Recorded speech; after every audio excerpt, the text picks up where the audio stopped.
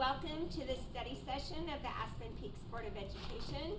Today is Thursday, August 27th, 2027, and the time is 4 o'clock p.m. We're meeting in the Alpine School District offices, and the following board members are present: Knight, Brammer, Bonner, Hart, and Burrows.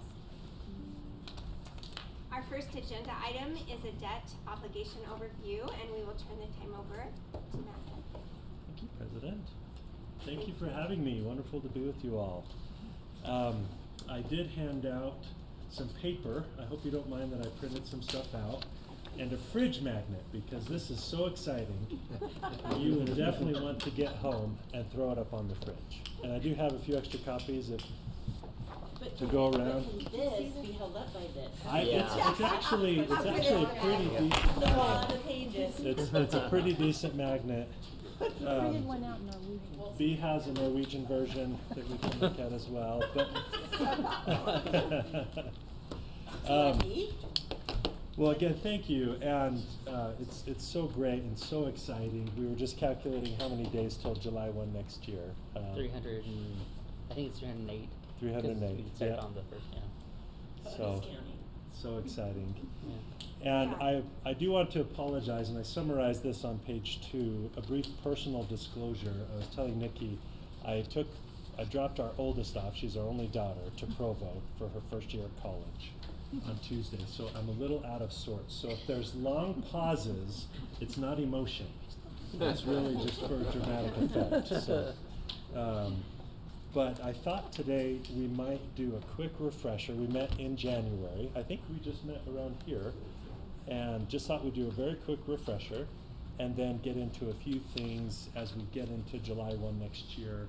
I think there are some things that the board can think about and even start developing as we head into July 1 of next year. And so I have a few things to discuss there. Also on the Google Meet, we have Brandon Johnson, bond counsel.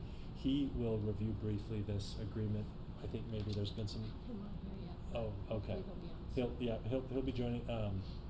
He'll speak to an agreement that's being worked on currently, and it's more of a housekeeping agreement between all three districts, just for the payments, the bond payments. So they'll all go. They won't all go to B. So no pressure there. Everyone will feed into the bank, and then the money will go off to investors. So that's being developed. So, but please, let's make this conversational. Happy to answer questions along the way. Feel free to take a nap. It's been a long day. So maybe just on the refresher, we can hop to page 6. And for any public that might be listening in, why are we even talking about this?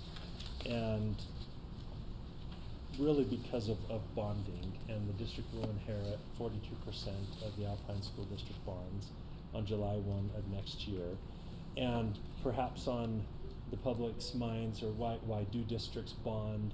And historically, obviously, and I have some summaries, that bonded debt is different than credit card debt. And we've all probably had personal experience borrowing for a home. Borrowing for a home is different than borrowing for a car, right? Where you generally borrow for a home, you have appreciating asset, car is a depreciating asset, and so not all borrowing is created equal. But generally, when it comes to borrowing, we get into this topic of intergenerational equity, and we've talked about that before. My most recent example of intergenerational equity is with my son. I bought a lawnmower, and I live in a neighborhood where the yards are small, and so this lawnmower was probably going to last me 15 years. But he started mowing lawns. See how good that clip is? Sorry about Didn't that. even break. Nothing but the finest. And but my son started mowing lawns, and so he's using the lawnmower now, and he's put over the last 3 years hundreds of lawns on this lawnmower.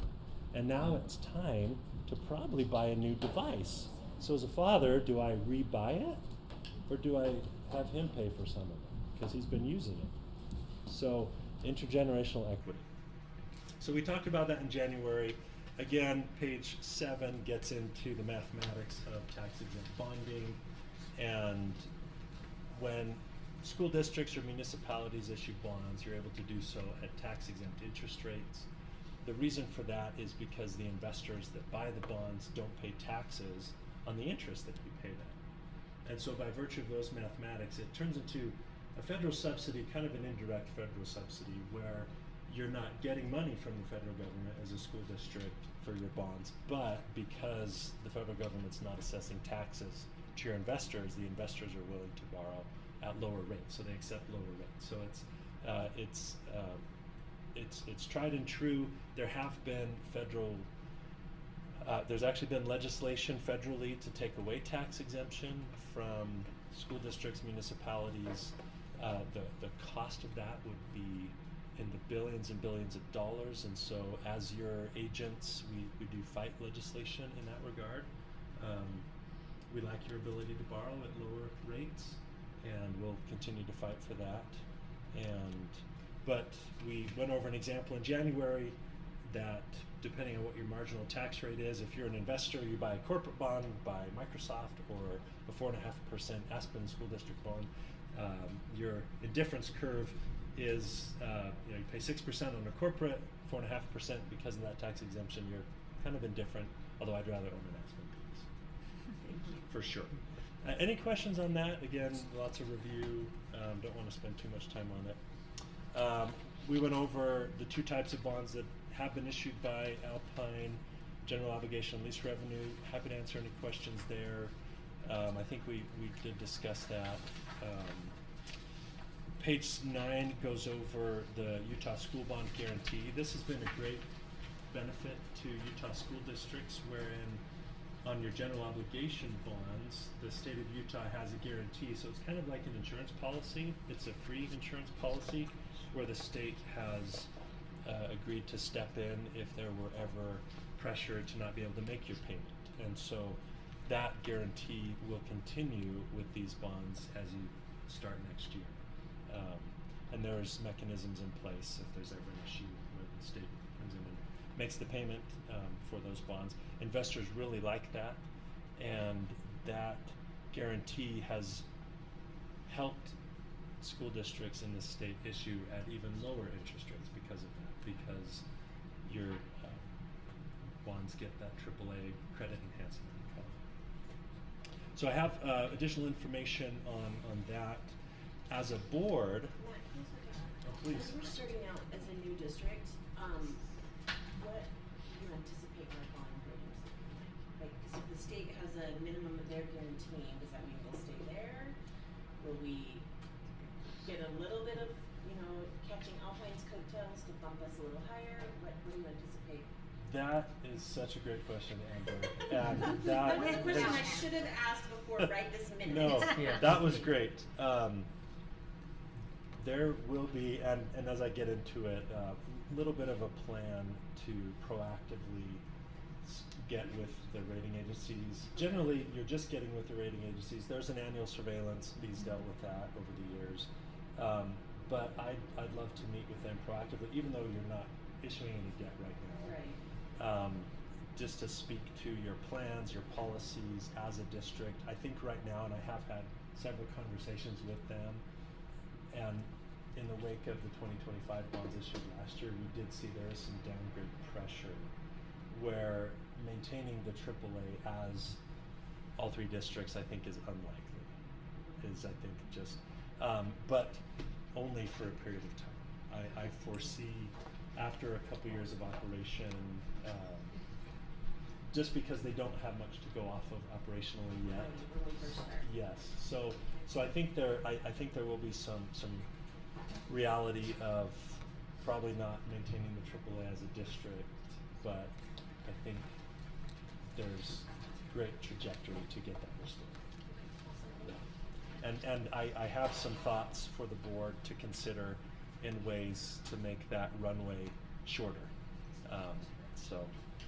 From just best practices, policies, Because I think a lot of us, we've talked about minimizing bonding, but like when I look at projects like we need to rebuild a high school, most of a high school, I don't know if that's something we're gonna be able to do in like a pay-as-you-go model, so we may still have to look at some types of bonding.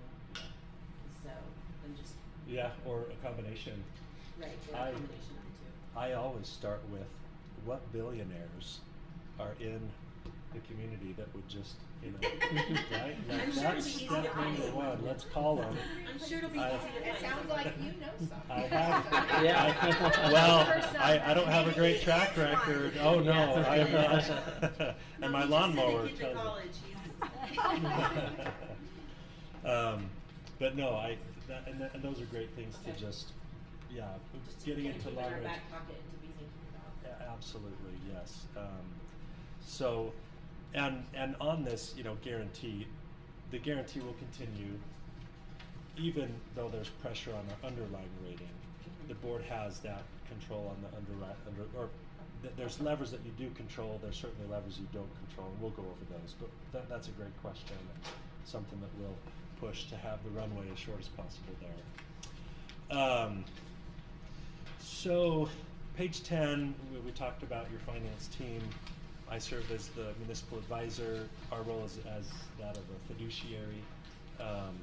If you're familiar with that term, Brandon, your bond counsel, will be on shortly to speak. So there's a slew of professionals you've worked with. We're all here to be helpful to you and be resources to you.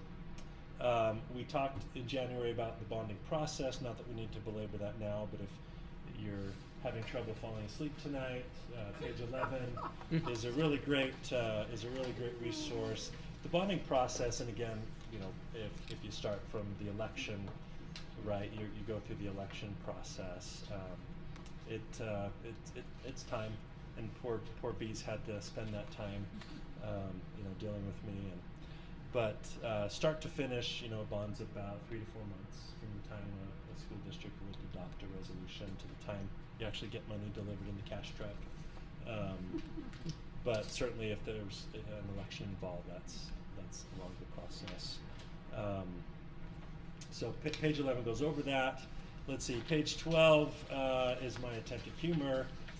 Bond is just a very polite way of asking thousands of neighbors to help you build a school. How many municipal advisors does it take to change a light bulb? One, but first we'll need 3 years of audited electricity usage. Poor B has, you know, and that speaks to the rating process that we'll go through. If you've ever been in for a loan for anything, going in and sharing all your financial information, just what a lovely process that is. Pause for a minute. Any questions on that? Again, just I know we went over a lot of this, didn't want to belabor that, and didn't want to take too much time on that. So the next section really just kind of speaks to how things are going to look July 1 of next year. And the large paper I handed out is a very detailed report of each bond and Aspen Peak's obligation in that regard. And so, again, as you look through, if you have any questions, we did talk a little bit about refinancings. The blue numbers that you see are numbers that could be refinanced in the future. And we'll talk a little bit more about that. And so we have a whole little section on that. But so 42.5% of the allocated debt, you know, first payment, 20 million next year, and a lot of details there. The general obligation versus the lease revenue. Again, the lease revenue bonds issued last year, Aspen Peaks does not inherit. Those will all go to Lake Mountain. Page 16 speaks to each of the general obligation bonds, what the proceeds were used for, when their call dates are. Those are the dates that we could refinance those at lower interest rates. It is interesting on page 16, you can kind of see the history of the issuance though. And Amber, I think you were on the Alpine board when we got upgraded to the AAA, but you can kind of see that Alpine did have a AA1 Moody's rating for quite a while, but finally that rating did get upgraded. So you can see that history on page 16. The lease revenue series detail you see on page 17, and what those proceeds were used for. There's no state guarantee on the lease revenue bonds. The state does not guarantee those. So that's another consideration when districts issue lease revenue. You don't get the benefit of the school bond guarantee. page 18 might be my favorite page in this slide deck, which probably tells you more about me than you want to know. But this represents the district's payments on all those bonds. Final payment 2043. This has anyone been up to the Bouchard Gardens in Victoria, Canada? I haven't, but okay, Nikki's been there. So apparently that 1904 she started planting there, and now beautiful palatial gardens, years in the making. As I look at this debt service curve, this is actually years in the making. More so in the planning of how this debt should be structured, and the fact that you're starting out.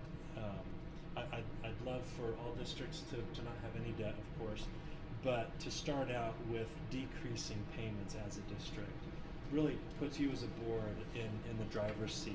And you know, should there be decisions in the future that you have to make regarding capital or new schools or renovations or whatever, as a board, because this debt is shaped this way, you do have much more options as opposed if it were an uphill climb.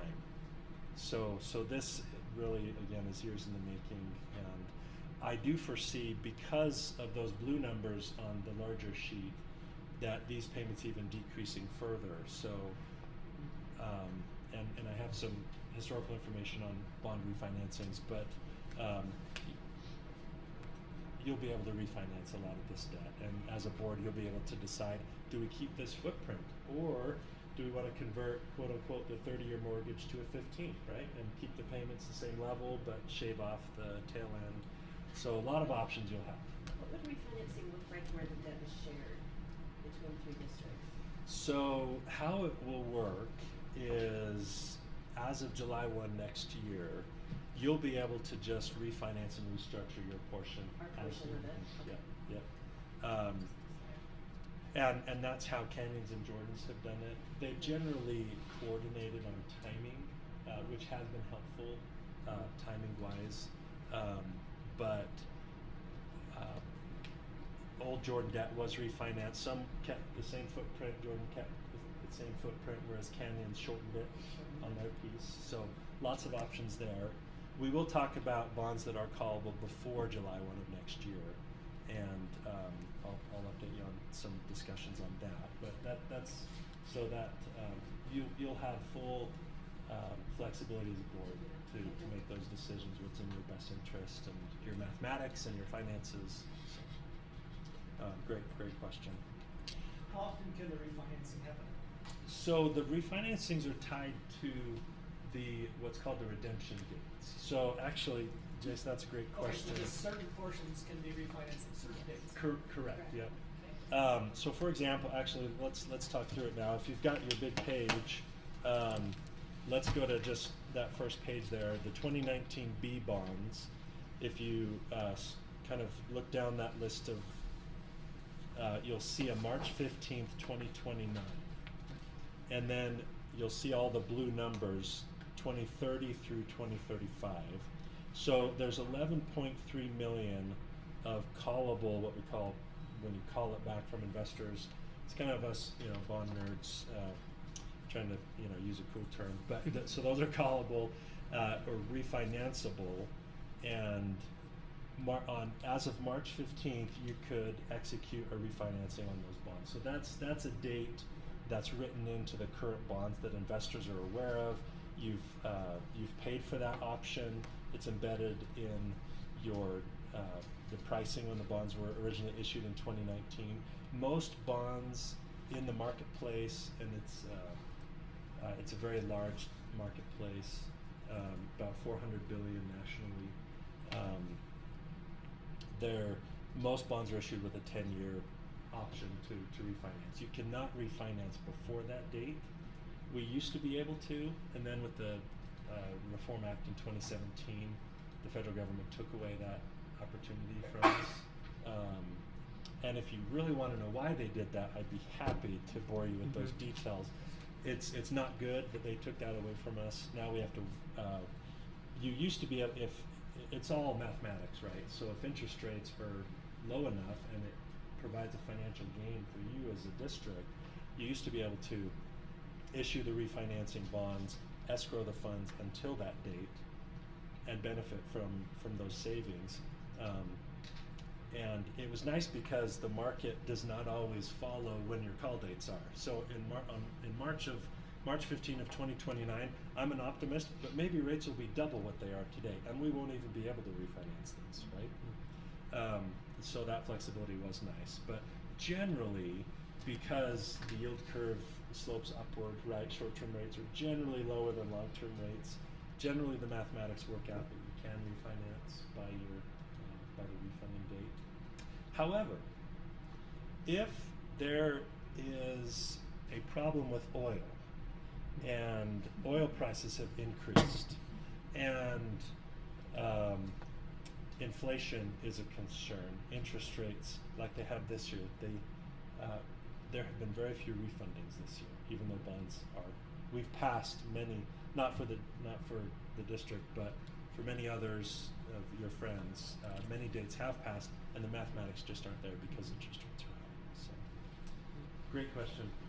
I assume if you skip a due date, you can revisit it later. Yes. But you can't before. Correct. But yes. There's not a window of between. It's just at this point and beyond. Yes. So the way I look at it from a mathematics standpoint, if rates are low by the time that date, and you can gain financial benefit from it, you're paying more than you need to if you don't refinance it. But there's strategy we always deploy on timing, right? And there's times during the year where historically interest rates have been lower, and Alpine's done a really nice job on doing that, and you'll have that opportunity as a board too to look at those factors and make those decisions. Can you tell me about the 2021A that's non-callable? Yes, the 2021A is non-callable because those were refinancing of prior bonds that were issued in 2012, and we didn't mathematically it made more sense to keep those non-callable, because to embed a call option would have cost the district more than it was worth. So When They're these were already issued, they were non-callable. You didn't pay the extra. Correct. To get that flexible. right, yeah. So generally, if it's within 10 years, It's a shorter one. the shorter ones. But also we wrap into the fact that when you do a refinancing, there's a cost to it, right? You're paying your professionals, you're paying for bond ratings, it's time, and so that can erode the savings. And so, but yeah, you're able to get better interest rates on non-callable bonds. So great question, actually. That's a really great question on that. Any other questions on? I'm just looking at some of these ones. These March dates are red. Yes. And they're sooner. Yes. So actually, I guess we. Did Brandon join B? Do you Yes. know if he's on? Yeah. I wonder, think Jason, so. Brandon, can you hear us? if we bookmark that, just and maybe let Yeah, Brandon of go, course. because I have a whole. Actually, I'm going to bore you to death on that. I'll be really Alright. good at that. But maybe that's a good pivot to Brandon's section to talk about the logistics on now that the debt's divided. There's some mechanisms in place where you're just going to send your payments to the bank, and then they aggregate it as the old Alpine debt because it exists as the old Alpine debt, and then send it to investors. So Brandon's done a nice job on the legal aspect of this. There he is. Hi, Brandon. Can you hear us okay? Yeah, I can. All right, great. Yeah. Are you ready to hand over to him? Yes. Okay, The time Brandon, you can passed. take it away. All right, and I'm going to be relatively quick because I got double booked and I'm on another call. But I appreciate the opportunity to talk about this with the board. It's an interesting. Well, as you all know better than I do, it's been very interesting from the bond side and the debt side. It's been it's obviously a challenge, but I will say that both from the statute and from all of the parties involved, it's been about as smooth as I think it could go, and it continues to go smoothly. And the paying agent and dissemination agent agreement is in a 10 out of 10. Is intended to make it continue going smoothly. And I'll just give a brief summary of kind of the background of what this is. So the statute, the Utah Code, provided for how the bonds would be divided, and it was allocated based on, I believe it was taxable value as of the date of the election, where the district, where 3 districts were created. And so the actual, like, who's responsible, which district is responsible for which debt, and even your annual debt service payments are all set now. Like, you know going forward what they are. The kind of the tricky part is in the logistics of, okay, there was one district making the payment on all these bonds.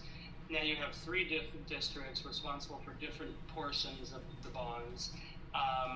How does the money get collected for that, and then how does it get paid out to bondholders?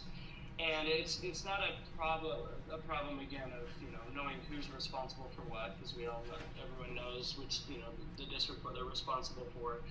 It was just a matter of logistically how does that work? And so conveniently, Zions Bank is the paying agent or the trustee for all of Alpine School District's outstanding bonds, both the general obligation bonds and the lease revenue bonds.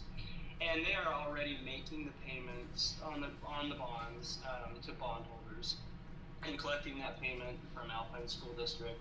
And so it makes sense to have Zions continue that role and have a stepped up role where they will now, each district will be responsible for levying the debt service levy, property tax to pay their portion of the general obligation bonds, and then making their payments from whatever revenue is available on the lease revenue bonds.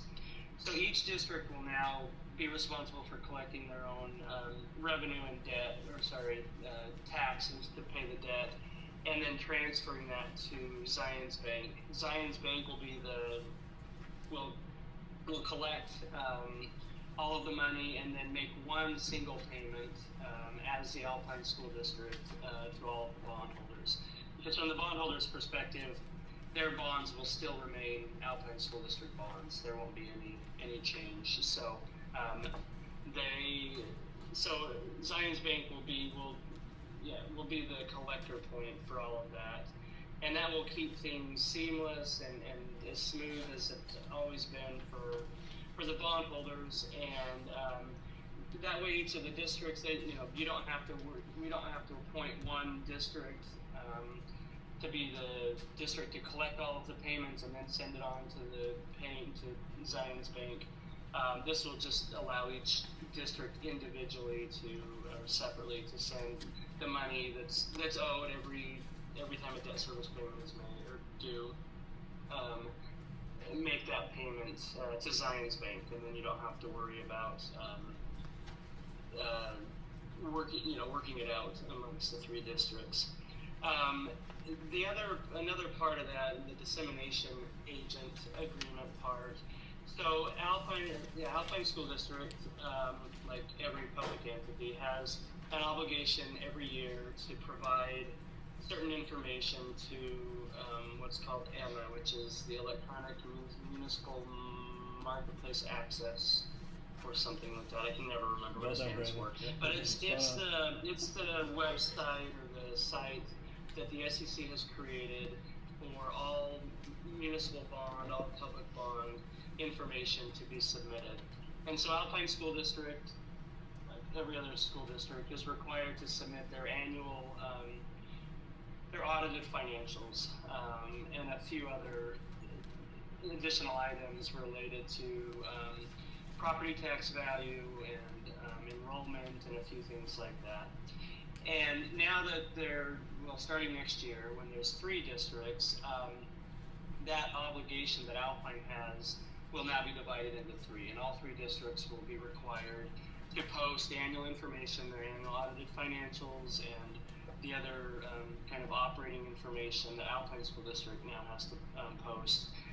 Each of the three districts will be required to do that, so that investors, by looking at the three different districts now, will have an idea of the strength or how the Alpine School District bonds are doing. Again, Zions Bank is already in the position of gathering this information and the money, and so it makes sense to have the each district submit their information, their continued disclosure filing information to Zions Bank, and then Zions Bank will be the one that will post it on Awesome. Yeah, so that's it. It's again, it doesn't. This agreement doesn't affect the district's liability in any way. It just it's a way to fill in the details that the statute, rightfully didn't really contemplate, and it's just figuring out, okay, once the money's collected to pay the bonds, how do we get it paid to the bondholders? And the idea is that among the three districts and then Zions Bank, we'll use that mechanism to make sure the bondholders are paid, and to make sure that the annual financial information is filed every year for the three districts. And that's still going to be the March and September payments, Brandon?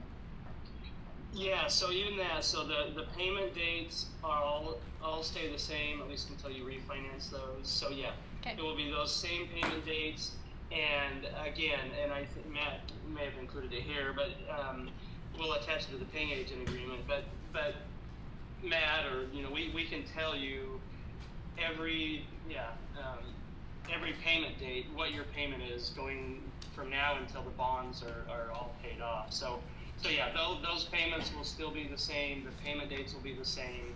And yeah, really, and it's not even a difference, but now it'll be three districts that are sending that money to Zions Bank instead of just the one district.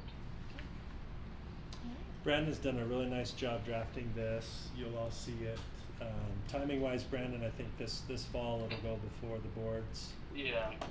Just to have it in place. It's just part of just proactive management, right, of your debt, of your bondholders. The current bondholders of the Alpine bonds want the comfort that the payments are going to be made, and this just helps with that. A lot of housekeeping. All right. Yeah, great. So will that come to us as another MOU between the three districts, or what will the format of that be? Brandon, MOU, it's interlocal. The format of it, I think. Yes, an Yeah, interlocal agreement, because it's among the three districts, and then Zions Bank is paying agent. So, it is in the form of an interlocal agreement. With the reconfiguration of Jordan stayed Jordan, and so Canyons would send its payments to Jordan, and then Jordan would make the payments. But this way, everyone can just Do our Well, own thing. yeah. And if someone else is late, that doesn't affect us either. right, So. yeah. And there will be some meat in the agreement to that effect. So, Okay. All right. thanks, Brandon. Thanks, Brandon. Yeah, thank you. I'm going to drop off, but thank you, Okay. and I'm happy to answer any questions by email or phone or anything else in the future. Okay. Thank you. Thanks, Brandon. Bye. Bye. And I can finish up real quick because I know you have more important things to discuss than this stuff. We are good. But my 12-year-old just turned 12, and we got him a cake, and his initial reaction in cutting that cake was one of these, right? Because the good stuff's on top, right? You can cut a cake that way, right? Good thinking. Okay. But probably the best way to cut a cake is by slice, right? Well, it's up for debate. I mean, there's probably a few different schools of thought. The debt is being sliced like this. So as you look at the payment page, the View Sharp Garden page, that's what you're seeing. You're seeing the total debt of Alpine sliced vertically according to your percentage, not that way. The reason for that is if it were the way my 12-year-old wanted to cut his cake, which again is arguably not a bad number, it would be very challenging for you to have the flexibility as a board to restructure that debt in a refund. Because we're paying 144 million, is that what it was? Yes, yep. And so this is just that spread out over the day. It's each year your slice of each year of the current footprint. Okay. So if you take the total of those vertical bars, if you took the total Alpine payment for 2028 and multiplied it by 42%, that would be your So we're just slicing our cake from a bigger cake. right. Yeah. Each year. Yeah. If you wanna get metaphorical. Well said. Yeah. We got our wedge and Yeah, now you we're got your wedge, slicing yeah. up the wedge. Yep. Exactly. But it looks like we're doing bigger slices at first and then going to smaller ones. Yeah. Okay. Page 21 speaks to your question, Jason, on the 2027 refunding. So there are bonds that are callable prior to July 1 of next year. And again, like we talked in January, I am a student of mathematics, and I always let mathematics drive these refinancing decisions. If it makes financial sense, let's do it. If it doesn't, let's not do it. And so right now, because of oil and inflation, rates are up. We're not seeing much of a mathematical drive to get this done. However, things could change, and they could change quickly. And so we've been in conversation with Bea and her counterparts about being ready if the opportunity's there. What does that mean for you? It just means that those bars, if it does get refunded before July 1, it'll be done under the Alpine, and then your payments will reduce. Everyone will get the benefit from that. But it stretches them out too, right? No, it doesn't. won't. Yeah, it won't stretch it. Yeah, it would most likely keep the same footprint. Okay. So, but that would What be a if, discussion.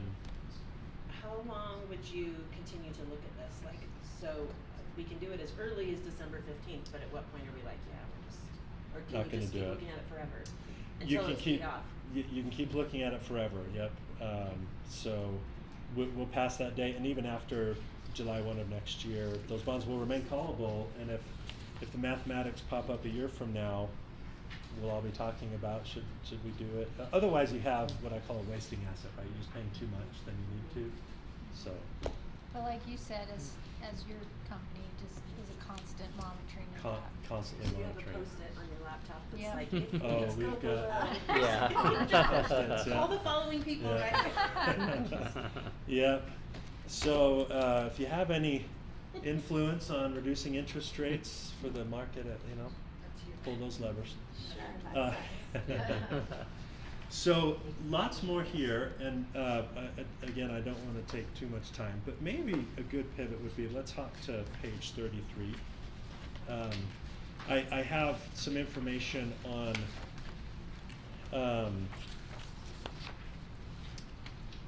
Fitch and Moody's are monoline rating agencies. They're third-party analysts that have analyzed Alpine. They are the ones that have donned the AAA. Those are the ones you'll deal with in the future, should you just do refinancings or if you have other projects. And not that we want a third party to dictate what we do, but it is nice to look at their framework, and there is some overlap with their frameworks to say there are some best practices, right, that just make financial sense. And a AAA is rated AAA for a reason. And not that every district needs to be rated AAA. Again, there's other priorities, of course. But I thought it'd be helpful for you as decision makers to know what are these levers that you can pull, what speaks to credit strength, what speaks to maybe some credit challenges. And so starting on page 33, you can see how most recently Fitch and Moody's have assessed the reconfiguration. Amber, this goes to your great question, that we are starting out at a little bit of a challenge right, because of the reconfiguration. And so during the last bond, and it was the lease rev for the high school, but the information garnered from how the analysts looked at it was, I think, helpful to understand. So for example, Moody's, so the Alpine lease revenue rating is currently AA1, which is one step down from a AAA. So you go AA1 and then up to a AAA. They rated the lease revenue bonds a AA2, so they automatically reduced those bonds. And again, it was based on West Side credit, but they went down to the AA2.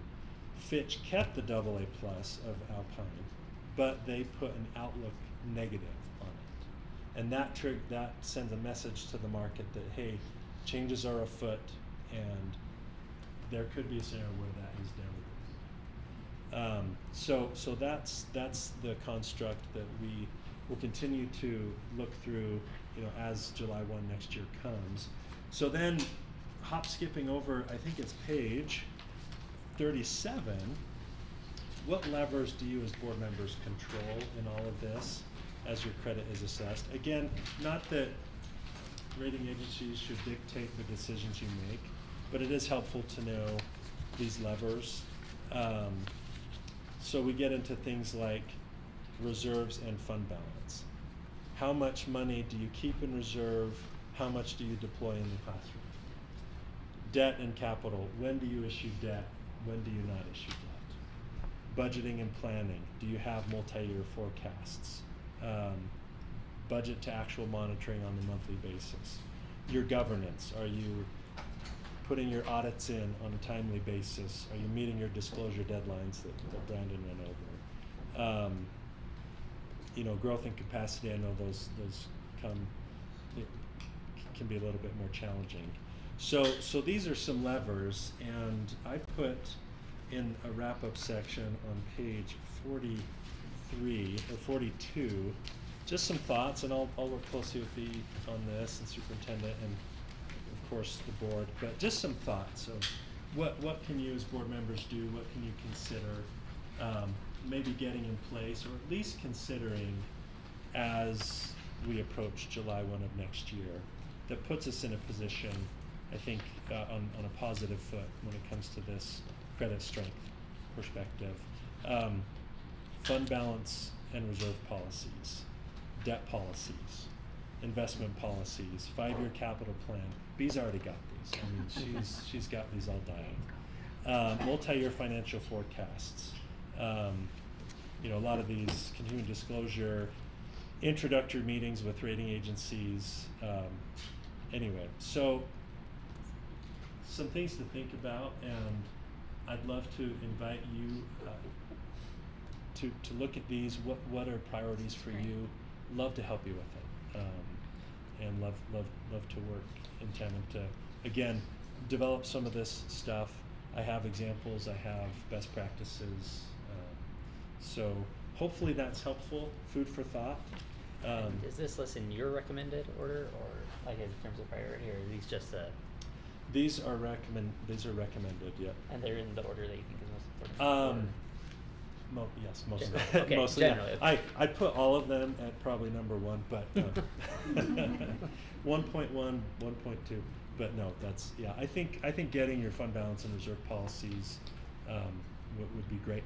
And the state has some already embedded, and you can do it simply that we will follow state guidelines, and that's great. So happy to have any follow-up that you'd like. Some timing maybe on page 43 and getting those put in place. And then, not to belabor, 46, just a review of what's in here. Again, didn't want to overstep my 45 minutes. We'll end a minute early. How's that? But no, thank you again for the opportunity to be here and work with you, and always a resource. So. I just want to say really quick, if I can, thank you, Matt. That Matt has been such a great resource just in the time that I've worked with you on Alpine stuff, but very, very good resource and very professional how they handle our bond information. So thank you. It's a privilege. Wow, thank Oh, you. thank you. Does that Thank deserve you. a round of Oh, applause? wow. Yeah, there Thank we you. go. Wow. All right, we appreciate Matt and Brandon. Thank you so much. Our next item is a discussion about shared school assignments between board members. Amber, would you like to chat about that? for a Sure. moment? So, one of the things that's interesting with our district getting smaller is our board members are overlapping a little bit more in schools. So for example, when I was an Alpine board member, I was the only Alpine board member that lived in the Lone Peak boundaries.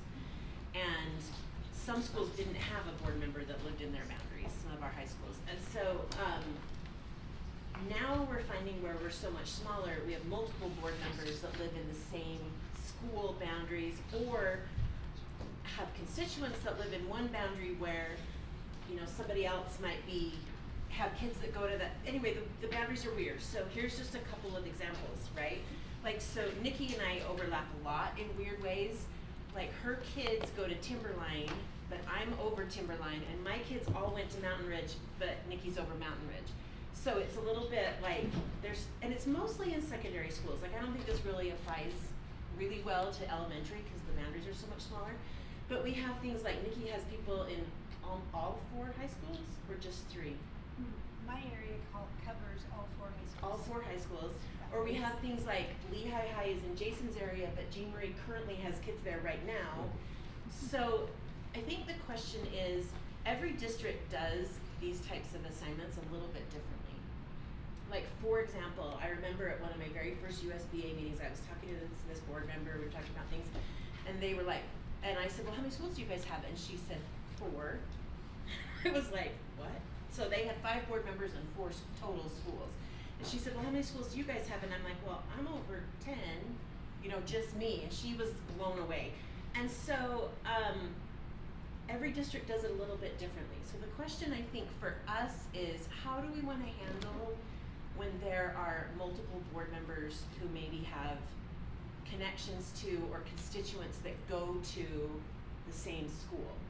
And I don't think it has to be necessarily like a super hard and fast policy. It doesn't have to be like, I'm the only one that will ever go there again, like Nikki can never come to Timberline again, you know? But what do you guys think? And I know there's lots of overlapping, like everybody in Diane's area goes to Skyridge, but it's in Steve's area. So what do you guys think about that? How do you want to kind of handle that? Well, for me, there's one underlying foundational principle there. We were elected by constituents in this specific geographic location. So I feel that in that case, we are making decisions. We report to them specifically about that. So I don't think we can change schools, but I think what we're talking about is maybe how we handle the But overlap. what I'm saying is, I see that, but I think it doesn't apply because our area Secondary boundaries schools, yeah. don't match the school boundaries. So I was elected by people who go to Mountain Ridge even though it's in Nikki's city. And here's an example. Half of my area goes to Mountain Ridge. When I was running for office, because of the way our district is, Highland City is kind of the belt of Aspen Peaks, right? It goes across the middle. And so I have Highland residents that are districted to Lone Peak, American Fork High School, and Skyridge. And then I have a sliver of Northeast Lehigh of constituents who are districted to Lehigh High School too. And so when I was running for office, people would say, well, my kids go to American Fork, but you're supposed to represent Lone Peak, so how are you going to represent me? And so, you know, to them I said, Yeah. oh, well, you know, I would correspond with you. And they said, but I want you to go to my school. And so it's more that element of, you know, where to represent constituents well, we do need to be in those schools and building relationships. My concern, because, you know, as a parent at Timberline, even though it's not one of my assignments as a board member, I'm going to be doing volunteer service as a parent and working with teachers, administrators. But we will both be there sometimes, and so I don't want to overwhelm the staff when they're like, oh, I wasn't expecting Board member to walk Brammer in. to be here. Oh, I just dealt with board member Bonner yesterday. Like, this is a lot of board members, you know. So we want to make sure that there is a predictable expectation, and there's kind of a point, and it makes sense. So Amber and I kind of started talking about this. I think I sent Dr. Perkins an email just talking about, does it make sense to look at this as assignments for strength? Just because there are some natural assignments where our children are at schools that are not necessarily in our city boundaries, but they are representing our constituents better. And then at the same time, there's other assignments. For instance, in Jason and Jean Marie's world, like Jason has all the American Fork schools by his seat, but don't you have like 12 or 15 schools? Yes. Okay, and then Jean Marie has fewer, but Jason has many of the specialty schools, special education schools. Jean Marie has a lot of professional background, specialized degrees, and so that would be, maybe an assignment for strength to use that training that she has that might be more curated to those skills. And so it's more just that, but there's no rules. Like, we can kind of deliberate what makes more sense. Yeah, there's not really a rule about how we have to divide that or how we have to work together. And so for me, and one thing I asked Dr. Perkins to maybe talk to us for a minute about is, for a principal at a school, what does representation from a board member, what does that mean to them? What are they looking for? What are they hoping that will do? And then maybe that will give us a place to start with. How do we want to split those duties? Do we want to, like for example, Nikki's over Lone Peak. She doesn't have any kids at Lone Peak, but I do. So it's just, we've got a lot of weird, and I think it's because our areas are just smaller than they were before. Before it was 1 or 2 schools per board member, and now it's like 1 to 2 board members per school.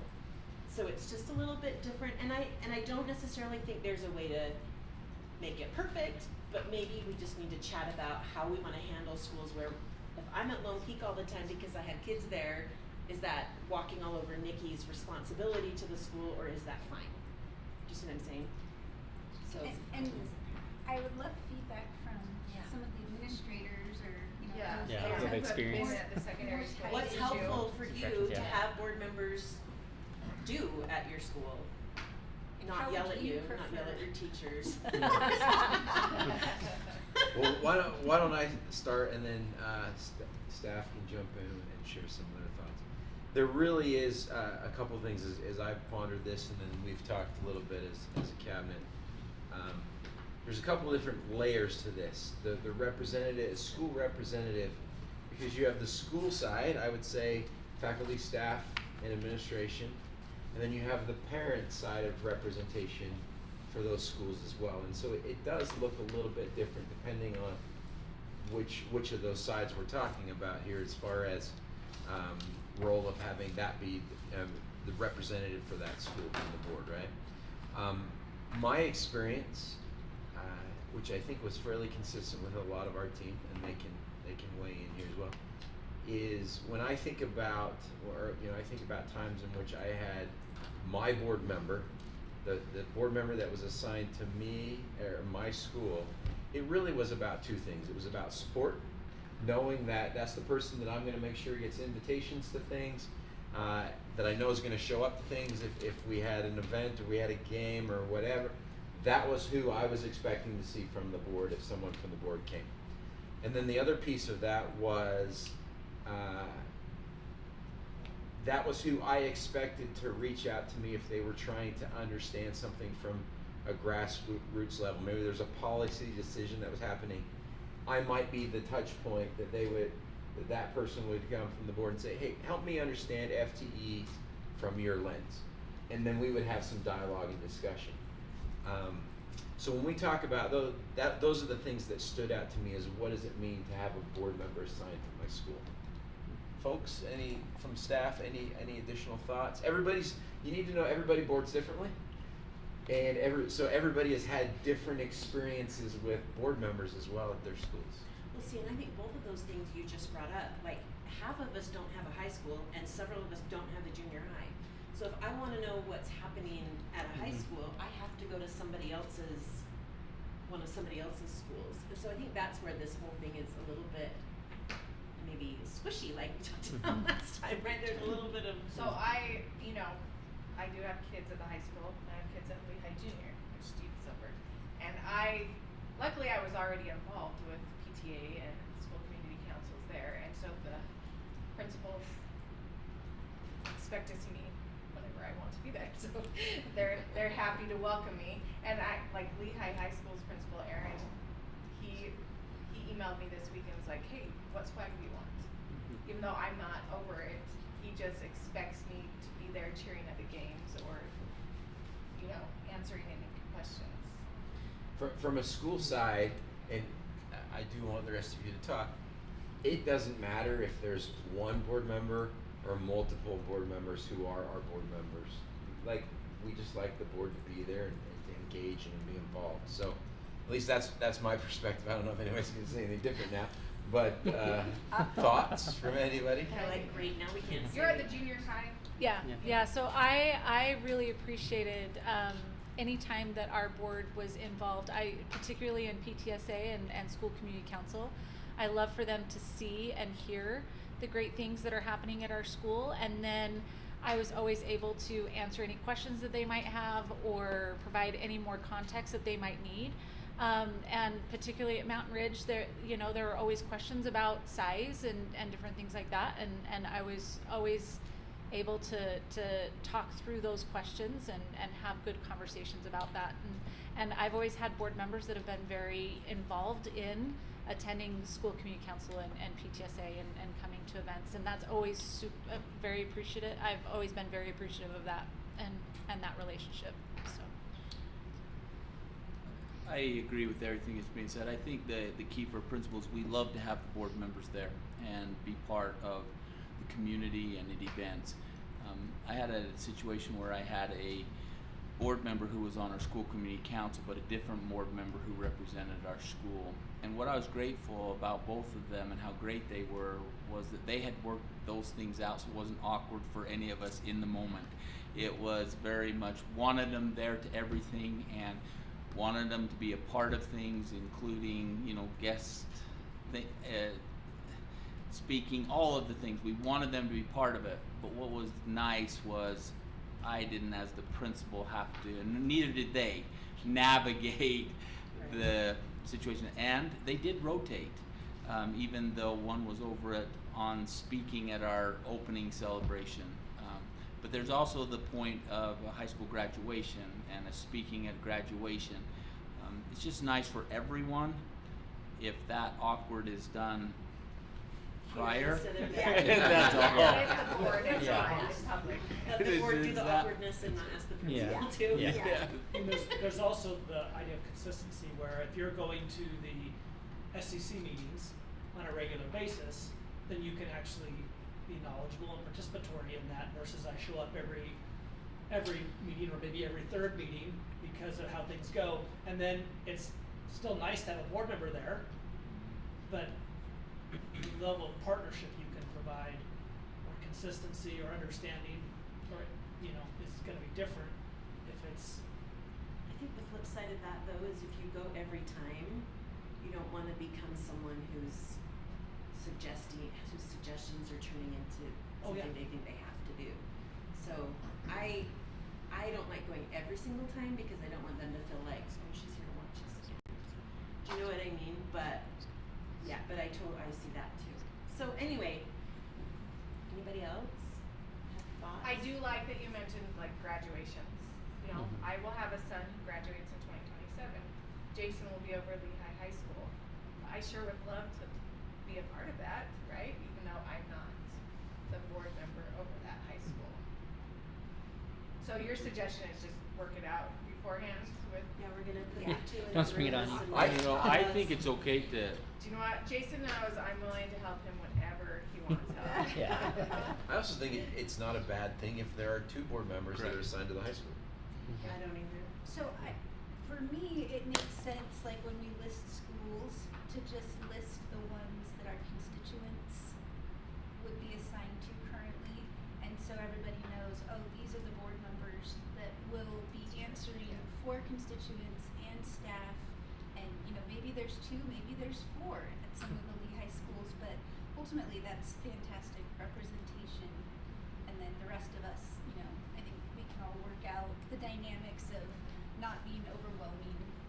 Well, and maybe we just connect with each other. Like if I'm going to a school that I know that, well, we don't share any schools, that I know that Nikki's But I gonna like go your to, or that schools. Diane's gonna go to, or that Jason's gonna go to, then maybe I'm just gonna say, hey, just heads up, I'm headed to PTA at so-and-so today or whatever. And if you have a principal, and maybe we just say to principals, hey, if you're feeling like maybe you have too many board members over you, then we just need to maybe be open to Joel saying, okay, you guys need to dial it back. I'm just gonna voice, Freedom's I not all don't they can think a take. principal's ever going to say that they're not going to admit, even if they think it, because they love having the board there.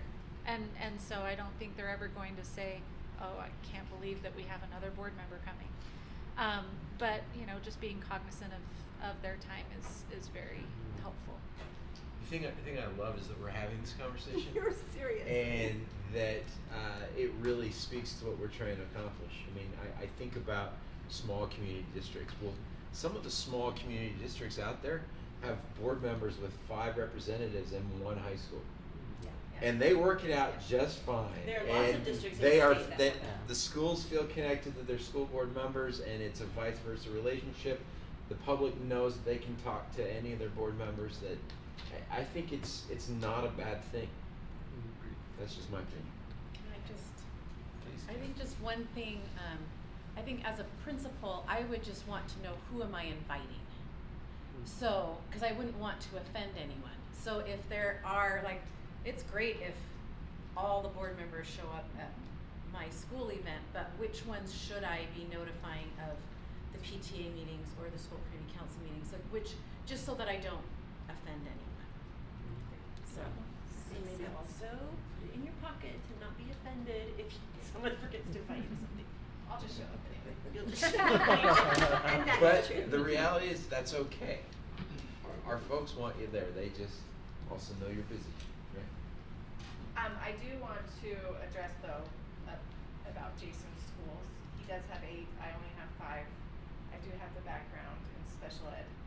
So I am definitely open to, since it's a school that has students from all over Yeah, the it's a district. non-geographic It's boundary. not, yes, exactly. So I am open to taking, schools off of his plates. I think 5 is pretty normal though for us. So maybe it's, because we have 38 schools. 38 38 with schools. the With the special We all need to students. change that on everything we put out, because we keep telling people it's 36, but it's 38. Yes, It's and in so, class. and Other 2 of, 7 board and members 2 got of my 5 each. 5 are those 2 that we keep forgetting to add. So Well, I maybe have it's 'cause 3 we elementary eventually schools and then I have the 2 specialty high schools. Yeah, and I think the reason that number's changing is because the alternative school agreements and some of those things. Keep changing. Yeah. It's not that we aren't aware of them. We love Maybe them when all. we love- But maybe when we look at overall assignments, because like, included in Jason's 8, is that Alpine Online, is it East Shore, is it A-Tech, is it all of those? Yeah. Because those So we numbers can are work gonna through do this. fluctuate. It might be worth it for, Right. you know, we all have assignments right now, like the schools that are in our geographic seats. Maybe each of us can like run point on sending an email that says, just wanna let you know, these are all the school board members who serve your school. Here's our emails and our phone numbers and, let us know how we can best serve you, but otherwise, we may be taking turns and representing. Is that good? Is No, everyone- that's a That's good a good thought. idea. Yeah, let's, maybe why don't we sit down again, look at everything, and then bring back a plan? And then from there, we could disseminate. Does that seem okay? I'm not sure I know who's over little slivers of what where too, so we might have to look at it. I do have a list of who's over what, I gathered that, so I But can it's share not, that, but it's not it's- the full boundary, it's where the building is located. But Just yes, like it's Nikki has just- some of Lehigh yes. High, I Right. didn't know that until she said that. Correct, so it would Right. be good to see a nice map It's of like that. the best. So we can overlay that. We'll get something put together. Okay. Okay. Okay, perfect, good discussion. Okay, our last item, we have 25 minutes. And will you pass this out, Jason? We actually have one for everybody who would like one, don't we? I'm sure everybody We have has one. 17, I know you would like to add to this.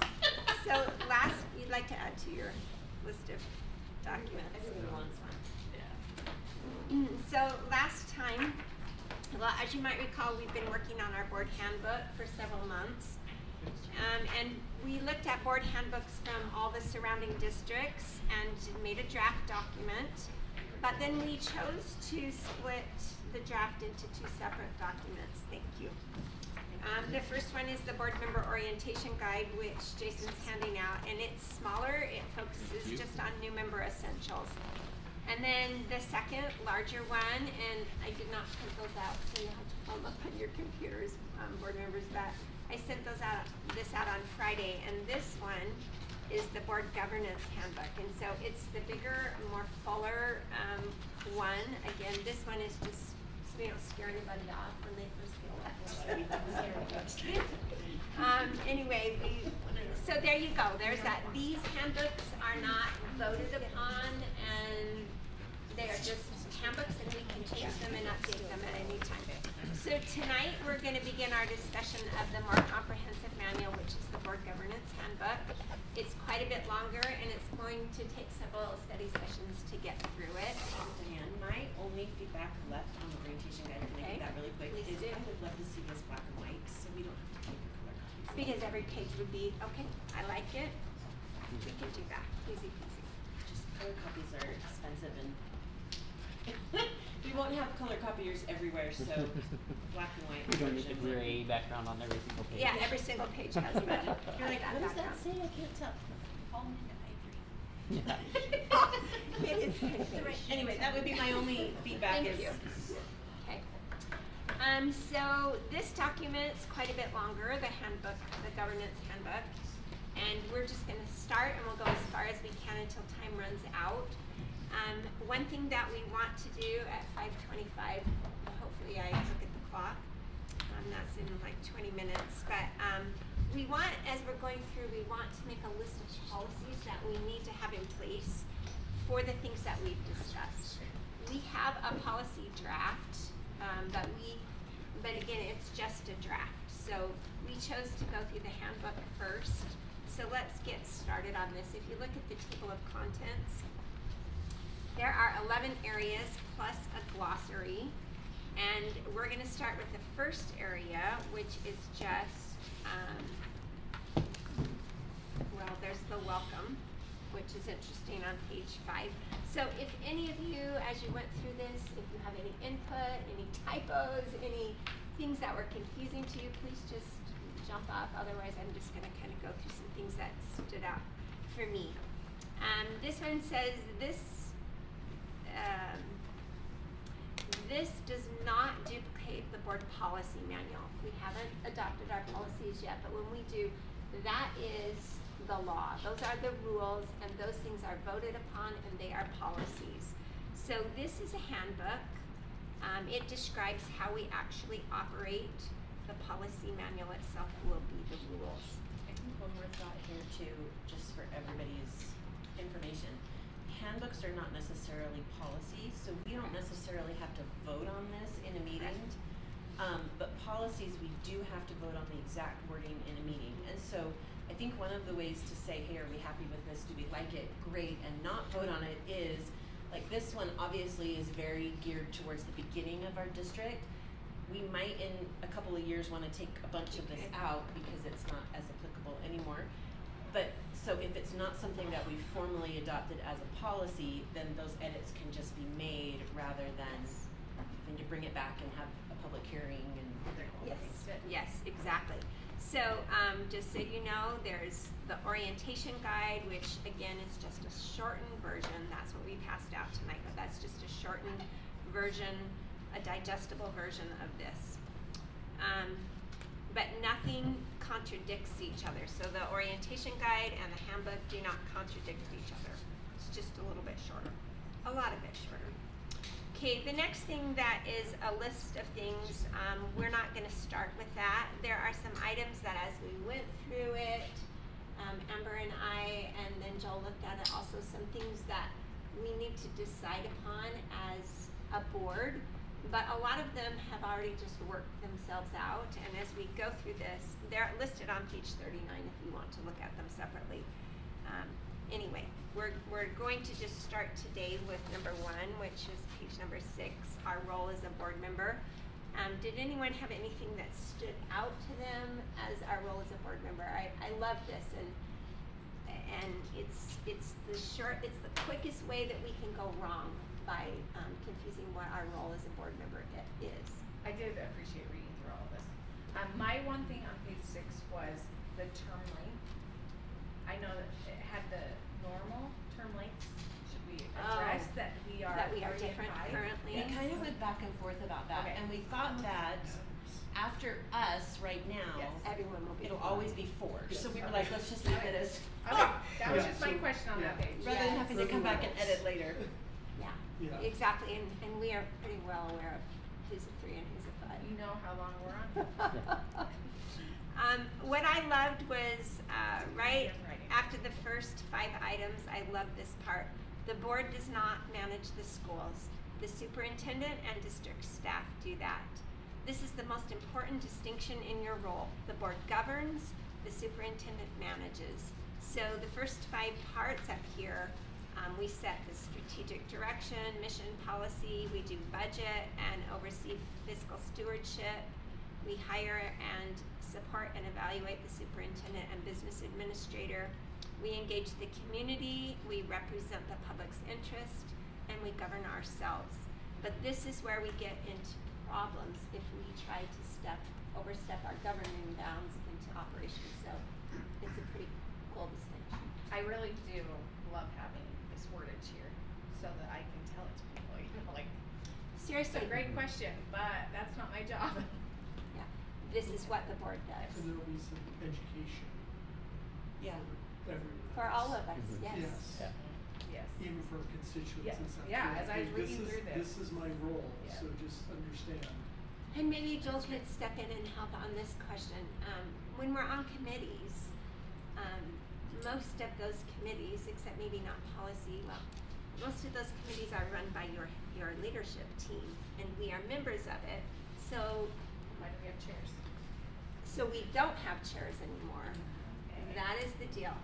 Okay. So we are not chairs, they are the chairs. And this is an interesting situation. When we were first sworn in, we didn't have any of you. It was a very lonely We like our Yeah. full table. experience. This is a What? very We small like table our here. full table. We like our full table. But so we did have chairs, and now we do Okay. not have chairs. Perfect. We Okay. serve on committees, and So we're just committee Joel's members. team. Do you have anything else you want to add Yeah, I would about just say, that? first thing I would say is thank you for sitting at the table alone and carrying some of the work, a lot of the work, all of the work that happened before we were able to fill the seats at the table. And it's not that we're saying we don't want you involved anymore, because we absolutely do. And we want your ideas, we want your suggestions, we want your direction. We want those ideas to be shared. But we don't want you to have to do the day-to-day work on that. That's Such a nice way why to we say have that. people now. So, thank you. That's what I You're would say. kind. Thank you. So when we are in a committee meeting, we are part of that committee, so we can share our input there. We don't have to be worried. Of course, we wouldn't want to overstep our bounds, but again, that's just the general overall Well, distinction. it sounds like that goes to when we're in the committee though, because we're governance, right? So we're here to represent our constituents and those we are Yeah. representing. That's our role in the Yeah, committee. be the Not to run voice. them, but to represent that. Yeah, thank you. Really. Thank And you. those Represented voices public. are essential, and we want you to share that. Thank you. So the next part is acting as a body. We act as a body. None of us 7 ever act alone.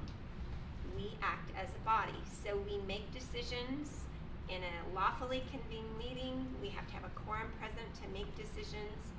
Outside of meetings, we speak for ourselves, but we don't speak for the board unless we're authorized by the board to do so. And so I think a lot of times the constituents confuse that too. So we need to avoid giving the impression that we're speaking for the board unless we've been directed to do that. Also, number 3, you do not direct staff. If you have a concern about operations, you raise it with the board president or the superintendent, but not directly with the staff member.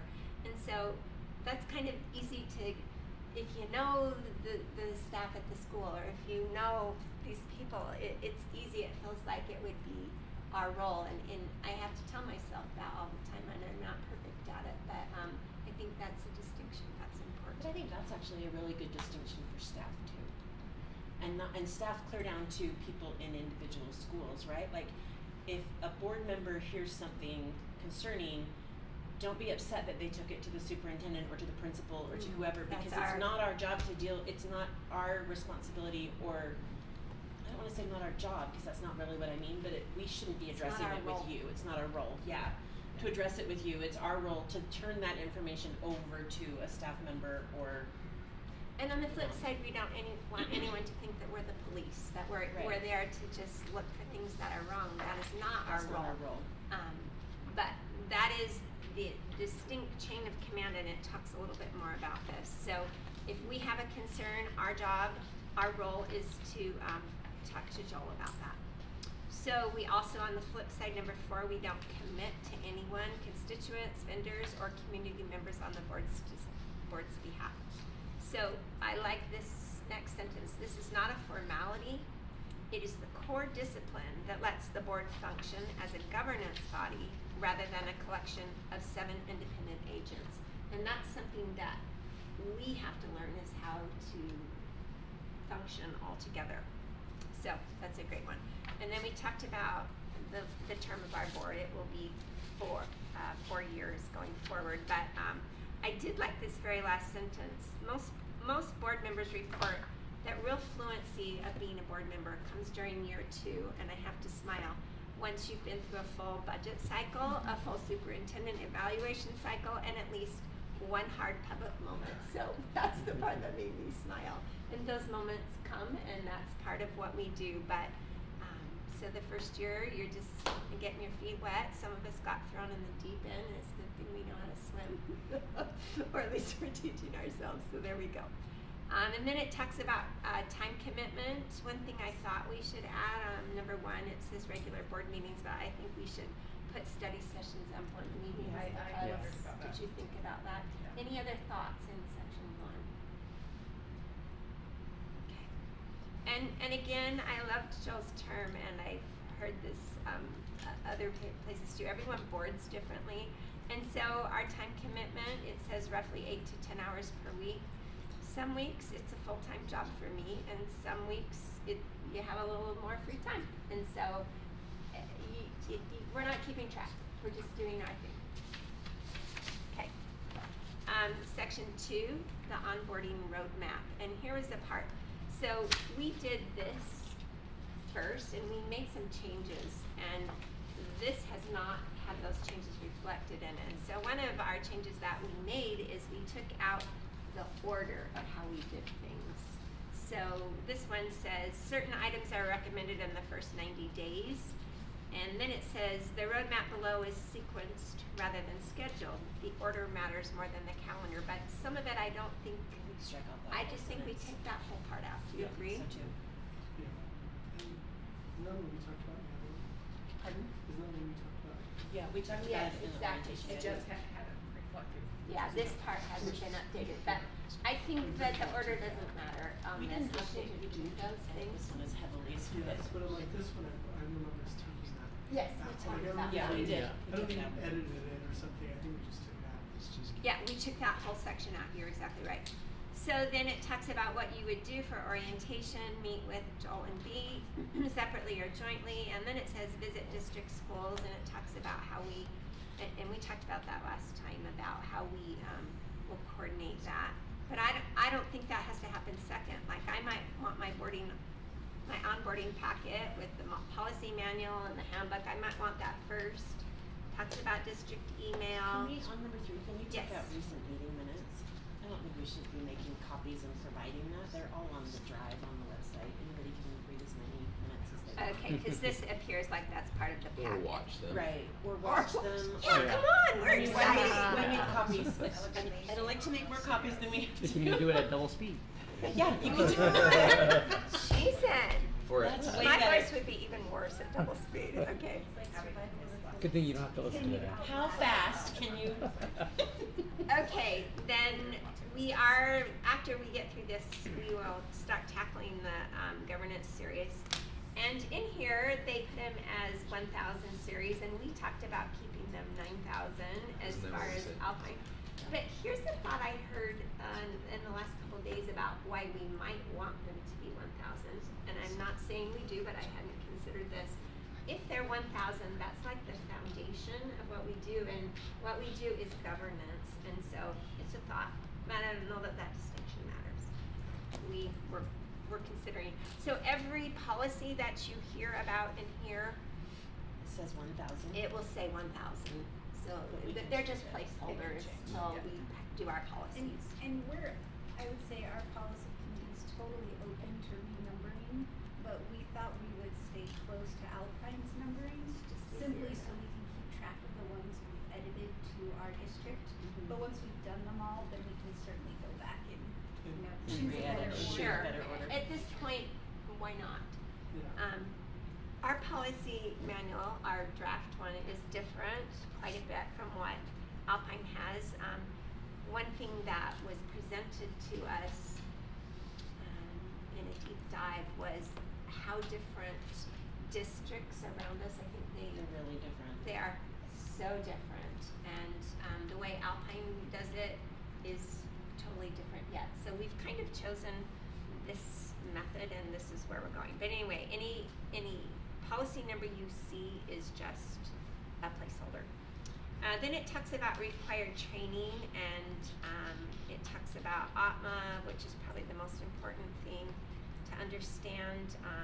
There's this free training from the auditor's office that is really great. It has about 10 minutes of 8 different things. Anyway, it goes through and lists things.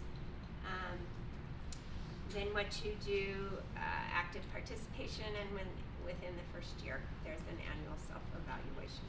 Any thoughts on that section? We've got about 4 more minutes, so let's jump into number 3, which is the board mentor program, and I find this fascinating, and we're not able to do that. We really liked it, and Alpine doesn't do this, but we really liked it. Yeah. So we left it and thought we would get your thoughts. So we don't have that benefit. We got thrown in the deep I end. thought we were gonna get a mentor. I thought it was gonna be fine. We were gonna assign you one. I call Eric. I think right now, if we were to do that model, it'd be Amber and He's 6 like, of "Wait, us. Yeah, seriously, because she has the experience. Your orientation co-mentor. A mentor. Okay, so the whole point of it is not a supervisory relationship. So at the next round of elections, when a new person comes in, they would be assigned to one of us who has some tenure under our belt. And it's not to supervise them, it's just peer support, and I like that.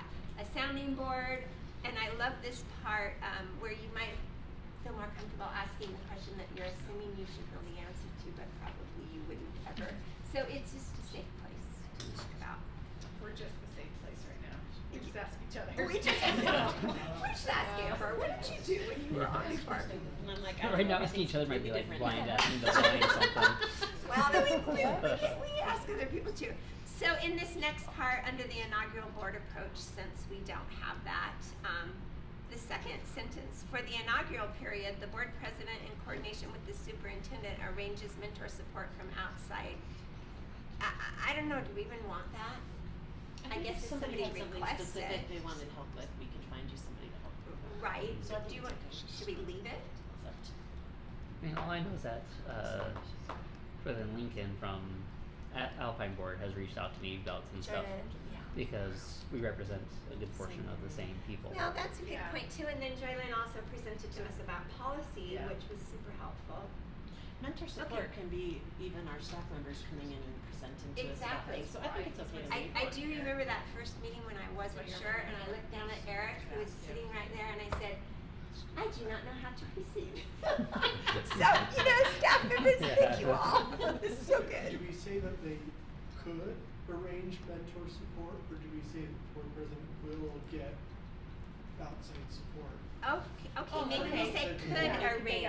Could arrange. Yes, All so right, it just thank says you. like, Could arrange. hey, you will get It's gonna support happen. Yeah. from outside the board. And it's like, well, we could The- get somebody before. The other point, and I agree with the idea behind it, in all the other instances where it's been inaugural period, we have not mentioned anything.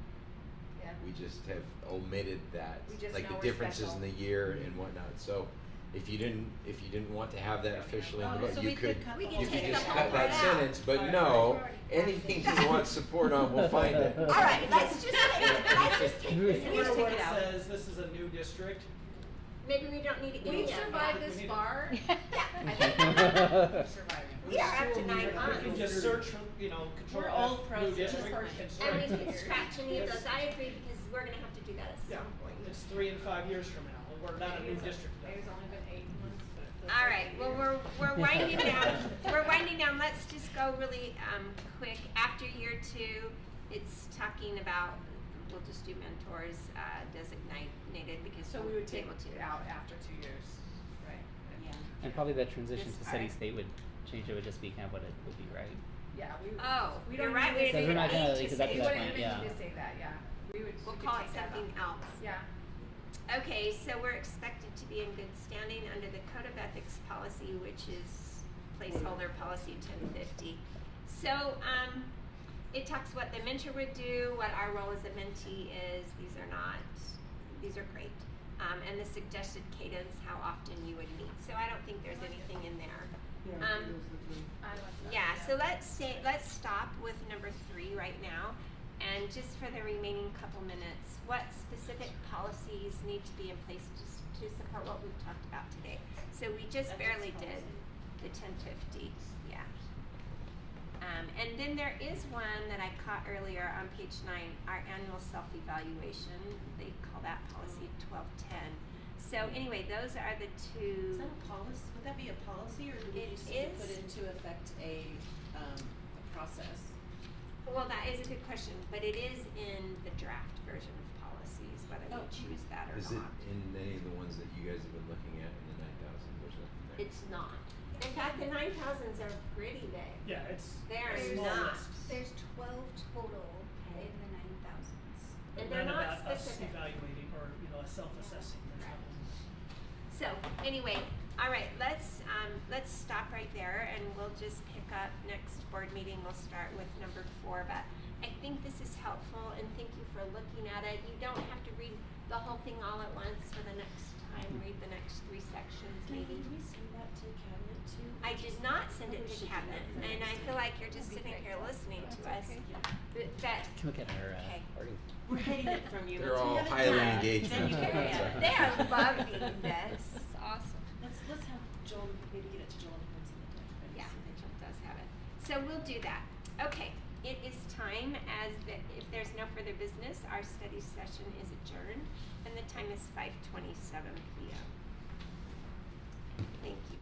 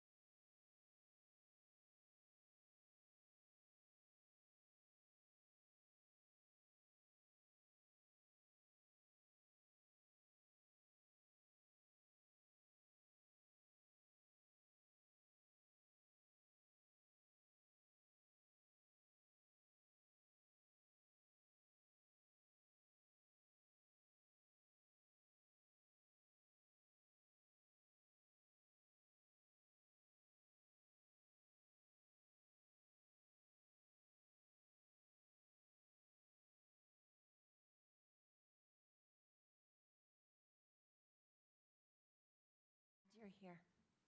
The board meeting of the Aspen Peak School District Board of Education will now come to order. The time is 6:00 p.m. and all board members are present. Our Pledge of Allegiance will be led by Eric Woodhouse. Will the audience please rise? Repeat after me. I pledge allegiance to the flag of the United States of America and to the republic for which it stands, one nation, under God, indivisible, with liberty and justice for all.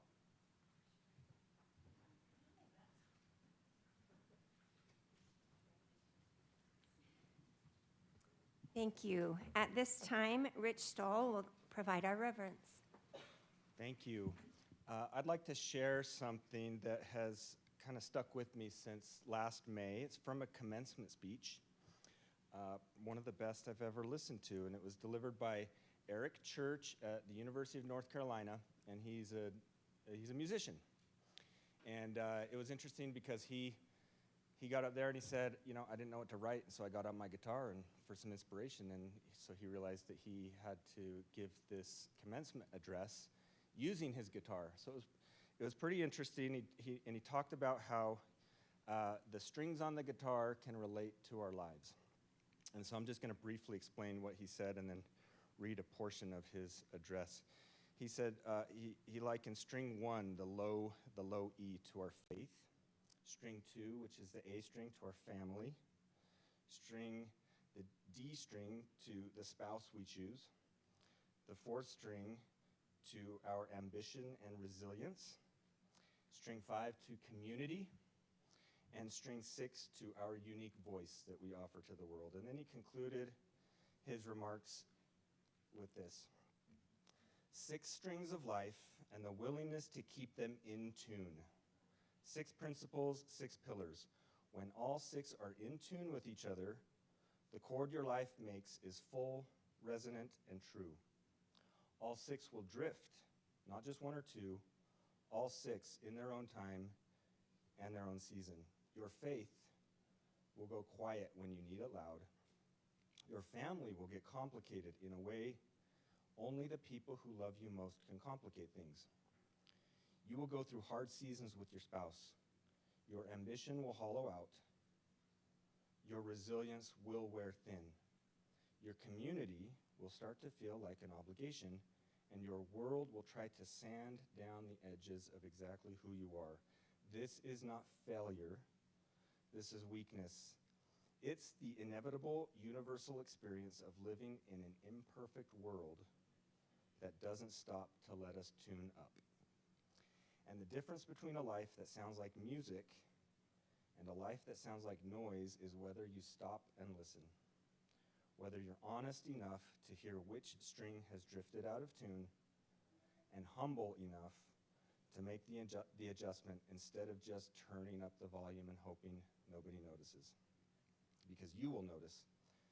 The part of you that knows what the chord should sound like will always notice. It will not let you go.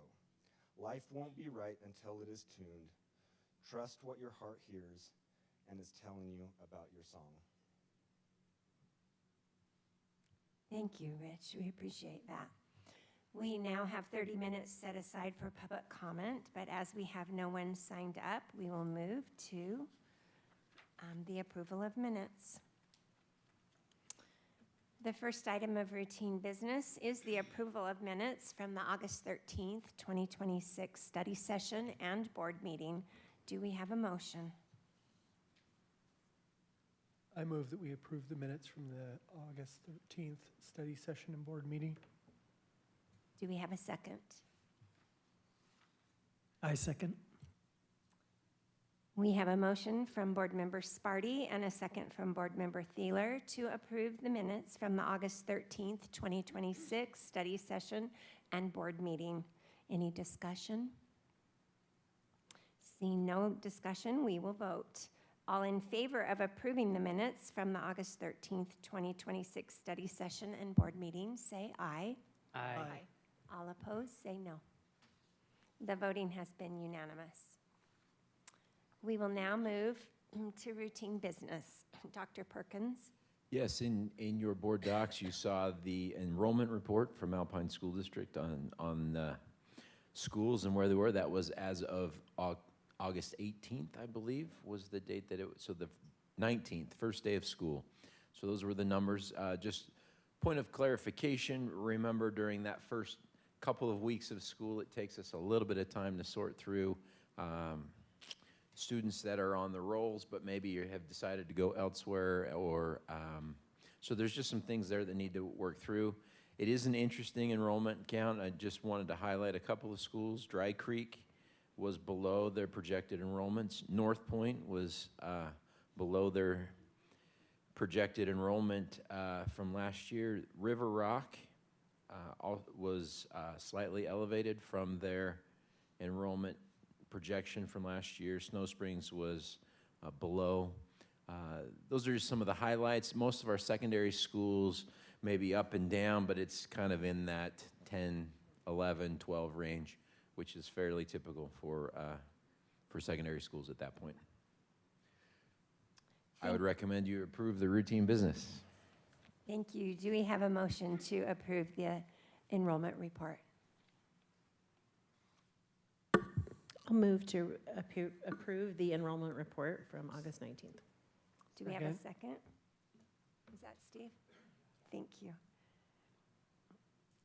We have a motion from Board Member Bonner and a second from Board Member Sparty to approve the enrollment report. Any discussion? Seeing none, we will vote. All in favor of approving the enrollment report, say aye. Aye. All opposed, say no. The voting has been unanimous. We will now move to our discussion item, which is the boundary feedback tool. Boundary studies have been on our radar since the very beginning. At a work session held over Christmas break, our board discussed some of the boundary issues facing Aspen Peaks, declining enrollment in some of our east side schools and rapid growth in some of our west side schools. And we concluded at that time that a district-wide boundary study was necessary. We have continued to study this issue for the past 8 months. At our March 12th meetings, we discussed opening a MOAB, or a Mother of All Boundary Studies. However, as we carefully reviewed the timeline, we ultimately decided that spring would not be the best time to do that. We have continued to make a deep dive into this issue, and we want to update you on where we stand. Dr. Perkins. Thank you. I appreciate that introduction. President Knight, we have a PowerPoint that we would like to move to at this point, just to kind of walk through. We've heard a lot. We've had a lot of questions asked. The biggest question that people have been asking is, when are you going to do your MOAB, right? When are you going to do your Mother of All Boundary Studies? And we want to address that, because the approach that we're taking a very concentrated and focused approach, but I don't know that we've made it as clear to the public as I would like to. So this is our attempt to do so. So President Knight discussed already the definition of a MOAB. MOAB became kind of a trendy term, was picked up by a district a few years ago up on the other side of the point of the mountain, and they went through a MOAB.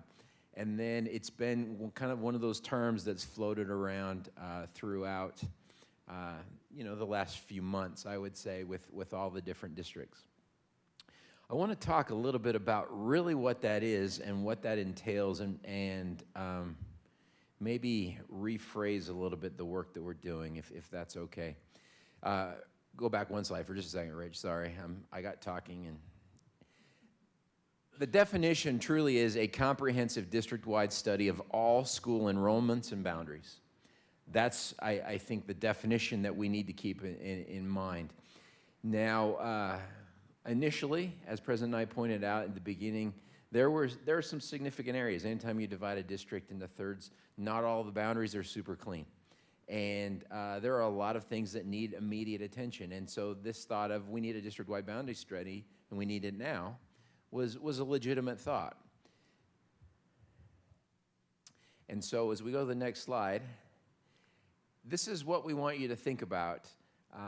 There were immediate concerns, And there were immediate actions that were taken to address many of those immediate boundary concerns.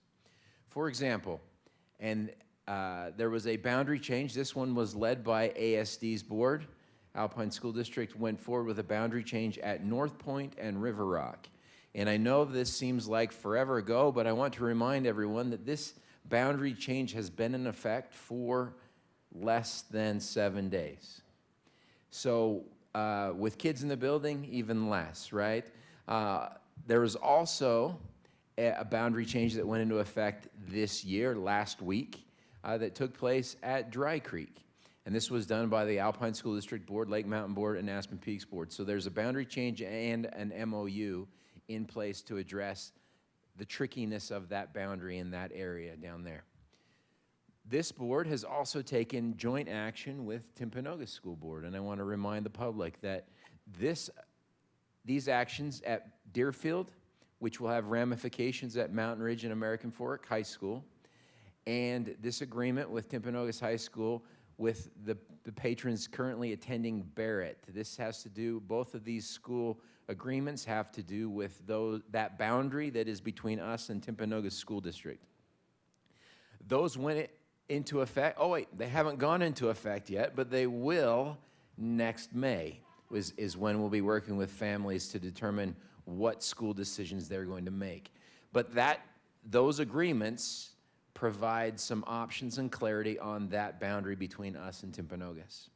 And really what remains from, I would say, immediate boundary actions needed is this MOU with the Lake Mountain School District, as we will consider secondary schools, Willow Creek and Lehigh High, and the impact of those that are addressed in the MOU with the Dry Creek students. That's still to happen. Lake Mountain is going through a secondary boundary study, and then we will work with them to clean up and make clear to the public what their options are as it relates to that area on that west side of our district boundary. And so it's important to note that when we say we had immediate concerns, many of those immediate concerns have already been addressed. You have already taken action on a lot of these things. And so it's important to know that that is in place and moving forward. The next thing I want to talk about is there are many ways to do a MOAB. I think we haven't been clear enough to explain that there are many ways to study and to really do a deep dive and to dig into the enrollment and boundaries of every school. I think many people are waiting for us to take this immediate initial action to launch a district-wide boundary study. And that is an approach. That is an option. Some districts have taken that approach where they go through a process. State statute requires very clearly you initiate the process with notifying every patron that could be potentially impacted by the potential boundary study that we're going to be opening that study. And then you would go through the following items that you can see: enrollment data, public feedback, areas of concerns. You would post some boundary options. You would go through public hearings, and then there would be potential board action. But there are other approaches, and I would say this is the approach that we have been leaning towards and utilizing with our district study. And that is, you can start and do a deep dive into reviewing all the enrollment data, gathering public feedback, identifying areas of concern, identifying potential solutions. And then if we feel that action needs to be taken, the board can notify the specific schools where we think action needs to be taken or a potential boundary change needs to be studied. And then we go through the state statute process, which is you post your boundary options, you have public hearings on the areas that are impacted. After your notification, you post the boundaries, you have the public hearing, and then the board could choose to take action after we go through the allotted amount of time. So we want to be very clear with the public that while we are technically in the midst of a MOAB, we have not officially notified anyone that we're potentially changing their boundaries, because we are digging deep and we are trying to decide, do we need to take action? One of the things to consider is that change is hard. boundary changes are some of the most difficult things that as a board you will have to make decisions on. But there are lots of people that are affected just with the change, the separation of the districts.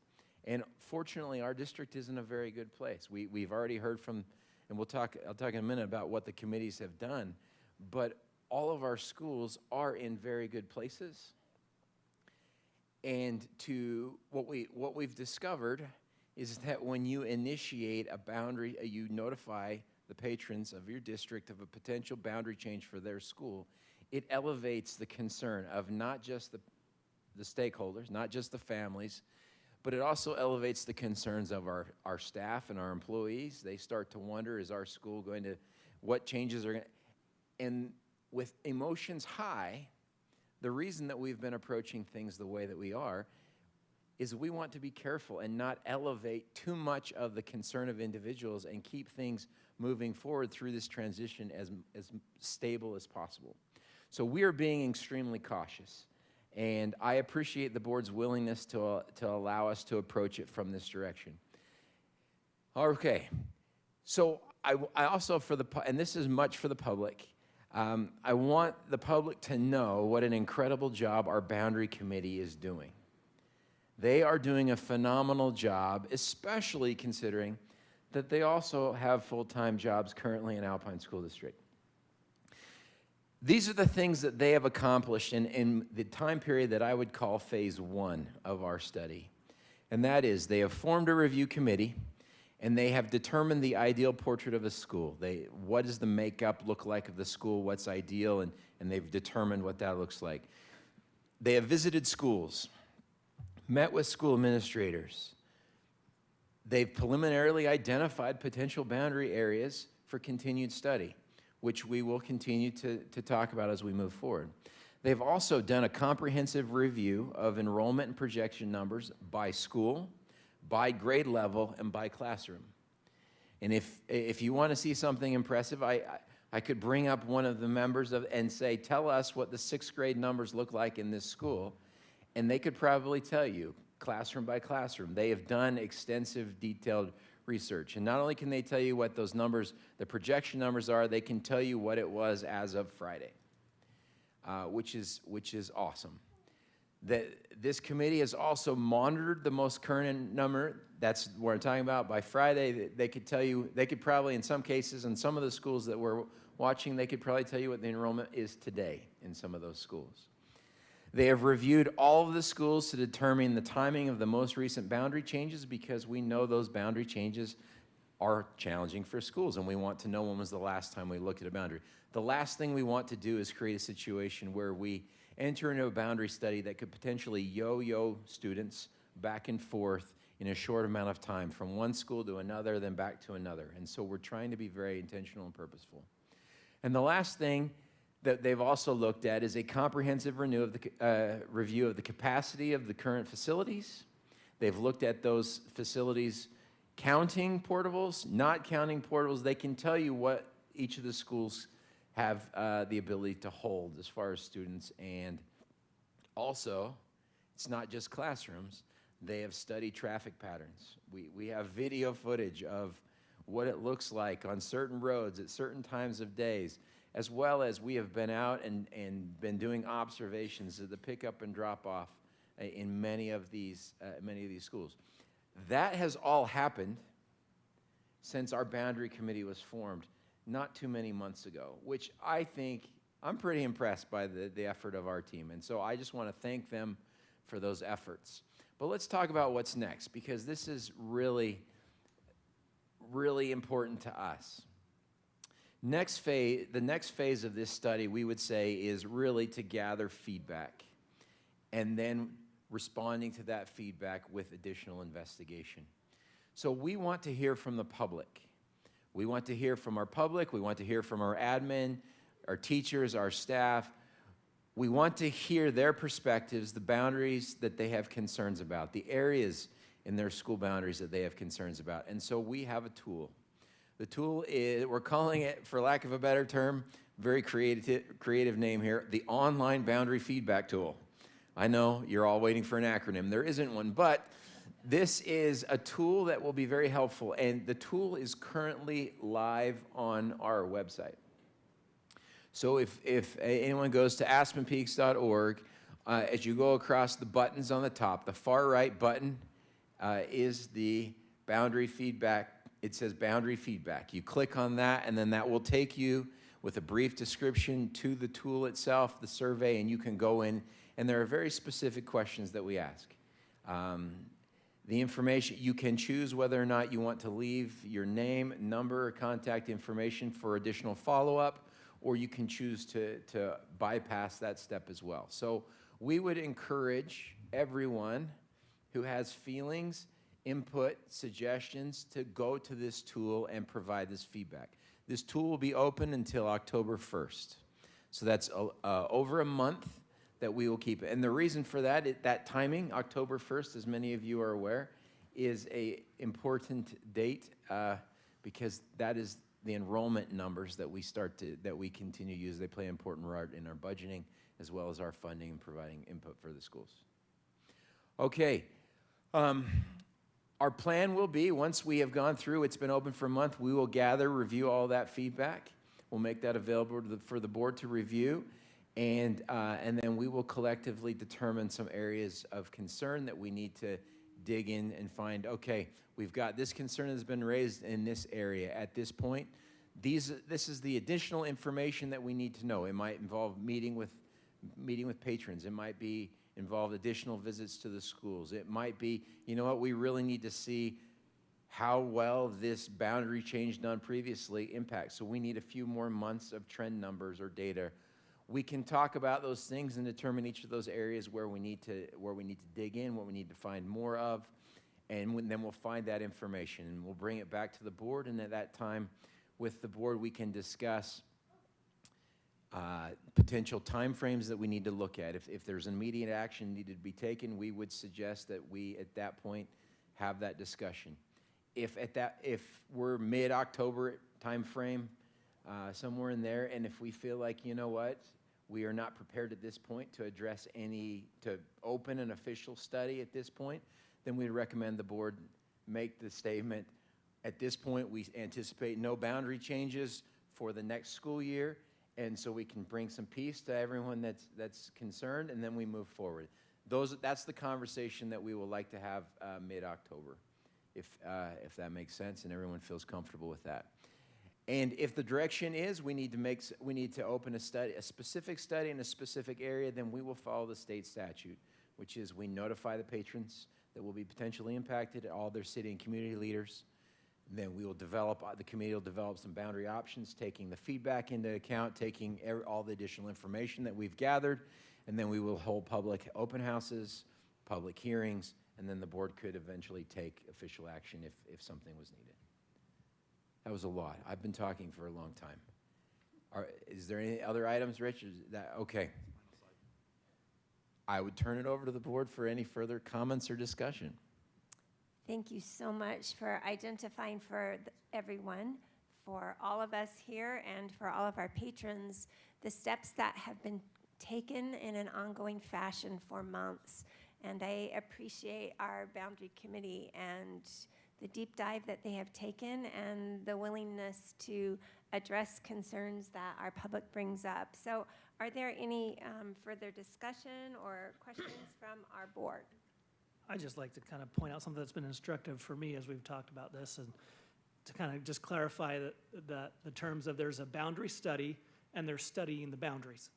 And a boundary study is a formalized outline process that is specific time, start, and end.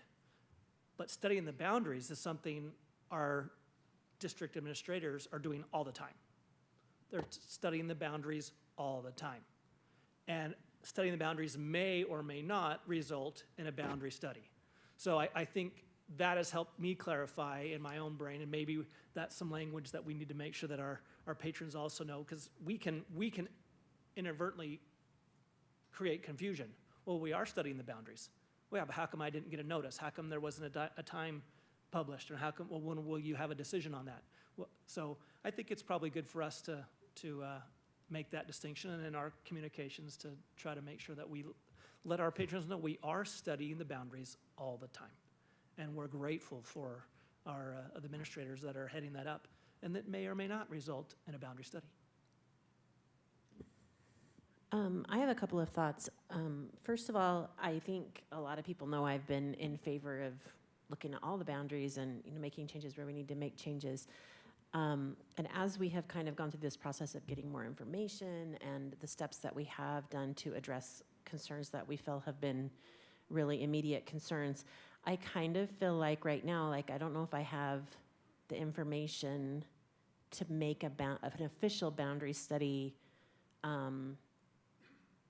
productive at this point. And I think it's because we need to give a little bit of time to see our agreements with Lake Mountain and with Timpanogos, what's going to happen to those schools that are right on the edges. Are the kids going to stay? Are they going to go? What do they want to do? And I think the boundary changes that happened in West Lehigh, we need to give those a little bit of time, see what happened, see where those schools are going to be, what they're going to be at. And I think I really don't want to yank kids around. I don't want to be reactive. And so I think we have to give it a little bit of time to say, these are the steps we've taken. Let's see how those play out a little bit. And if we don't feel like that's enough to solve the concerns that we're seeing, well, there might be other steps we need to take. And so I'm really appreciating the thoughtfulness that we've gone through this process with, that the boundary committee's really been looking very carefully at each of these schools. When we went through some of the schools to look at what their capacity was, I have to say I was surprised. Some of our smaller schools that I was concerned about, the building's not very big. So even though the school is small and I was concerned about the number of students at the school, when you look at the size of the building, they can't put 700 kids in that building. It's not big enough. And so for me, that was really good information to know that that school's at 80% or 85% of capacity, even though they have under what I would consider maybe an ideal number of students. And how do we want to address that? And so I appreciate that they started with, what do we need at our schools to feel like a school is robust and has the programs? And then how can we kind of make that work at each school? And so I think it's okay for us to be thoughtful about this process and to be really aware of not wanting to yank kids and teachers around and change them a lot. So I appreciate the work that the Boundary Committee's been doing. All right, so I want to start off by thanking the Boundary Committee for all their work, because that's been a lot of work. And I think it's been, as Amber mentioned, it's been very eye-opening to see all this and see the trends and look at the history and capacity and everything.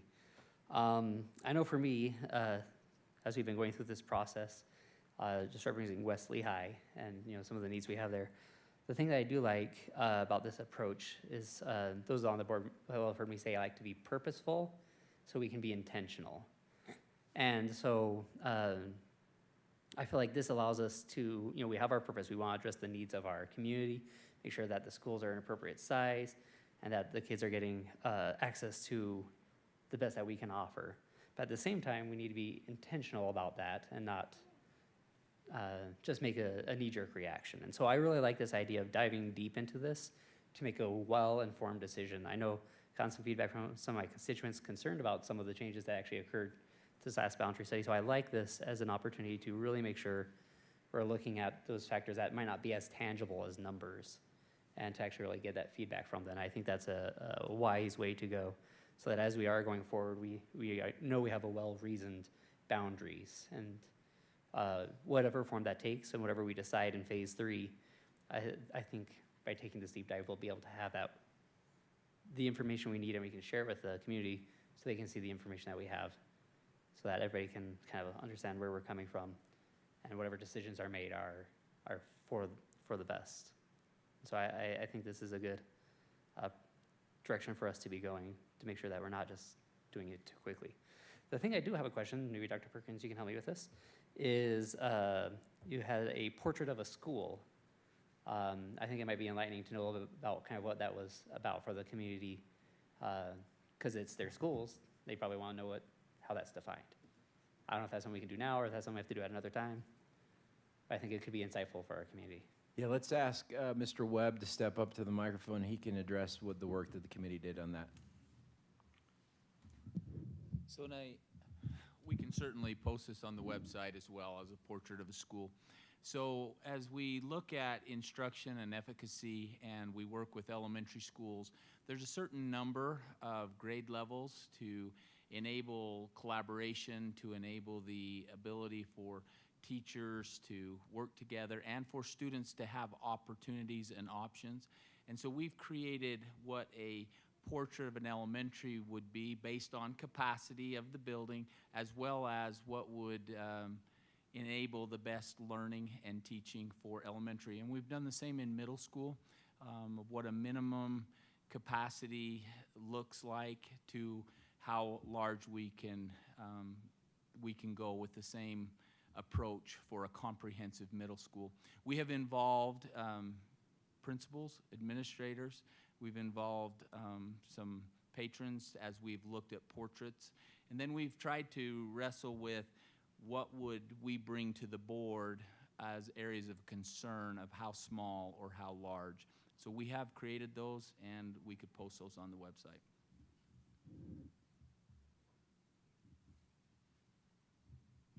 I would also like to say my appreciation for this team. Thank you for all the work that you have done.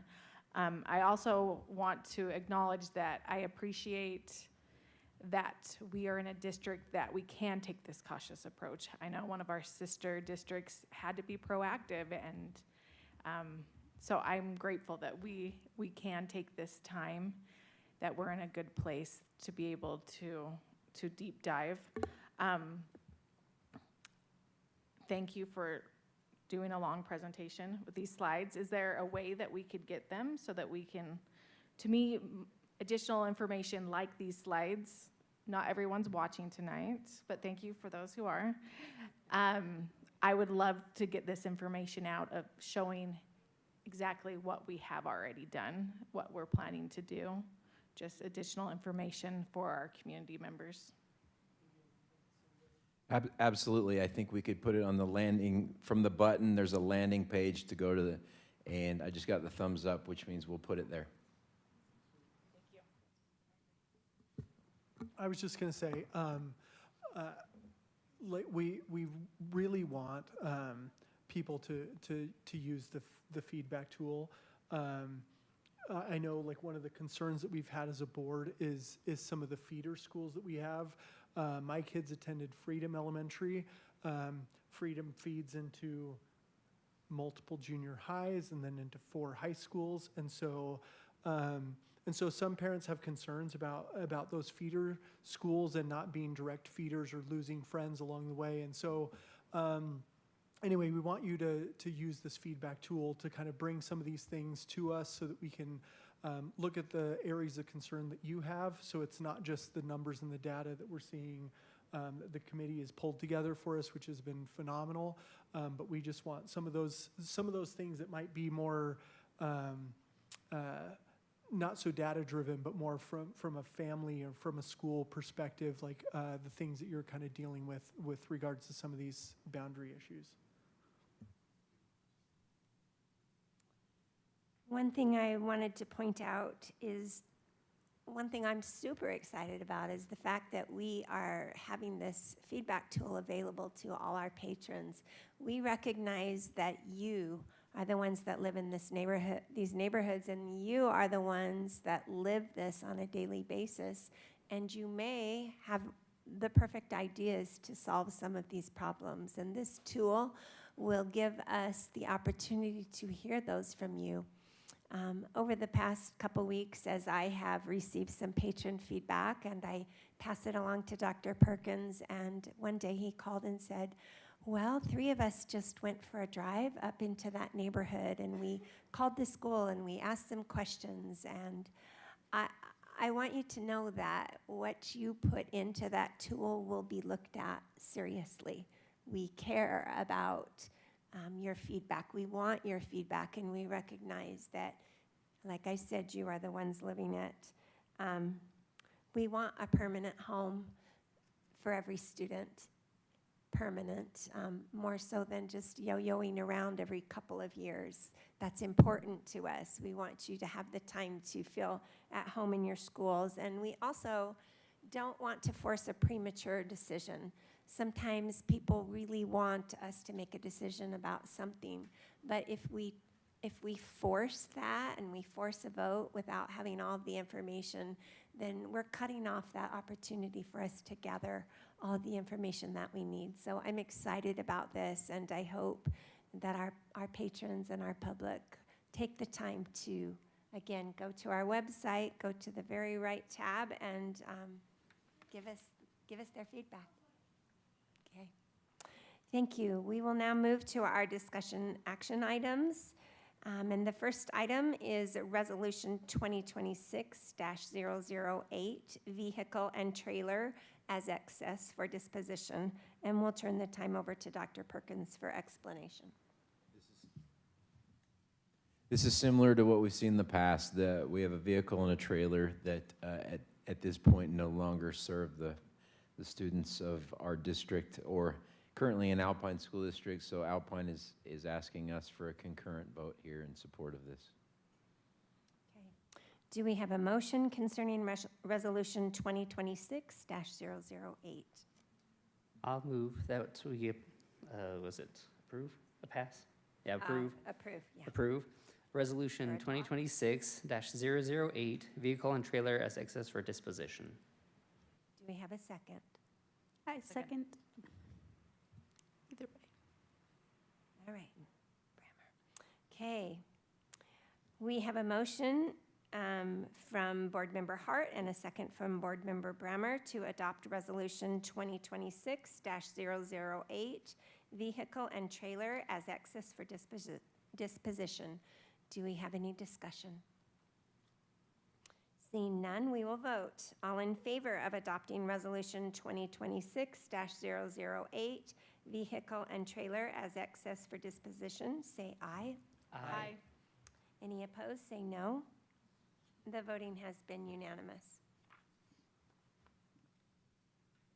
Item number 2 is an MOU for East Shore and adult education, and we will turn the time over to Dr. Perkins for explanation.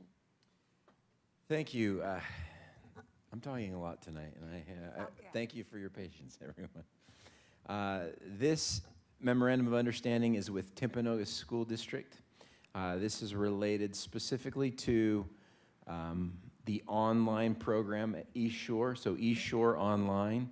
And we've visited before, if you recall, housed within the East Shore, under the East Shore program is also the adult education program. This memorandum of understanding is similar to what we've done with the alternative schools. It is sharing this program and the costs with the Timpanogos School District. Before I go into too much detail, I just like to remind the board and the public what each of these entities involve, because there's actually 3 entities that we need to discuss with this, or programs, I should probably say. First, East Shore Online is our 9-12 school. This is where any student in Alpine School District and in some other districts are enrolling and taking coursework. The majority of the coursework at East Shore Online is actually moving ahead. It's acceleration credit, about 60%, but the remainder is remediation credit. This is where I think, if you recall from some of our earlier presentations, the number of graduates from Alpine School District who have at least one East Shore credit on their transcript is incredibly high. I believe it's in the 70s or 80s percent. I'll follow up with that percentage, but incredibly high. So it is an entity that provides a lot of support for our students, and it provides much of the work that's done at East Shore is also utilized at Summit, Polaris, and many of the other entities that we have, as well as all of our schools.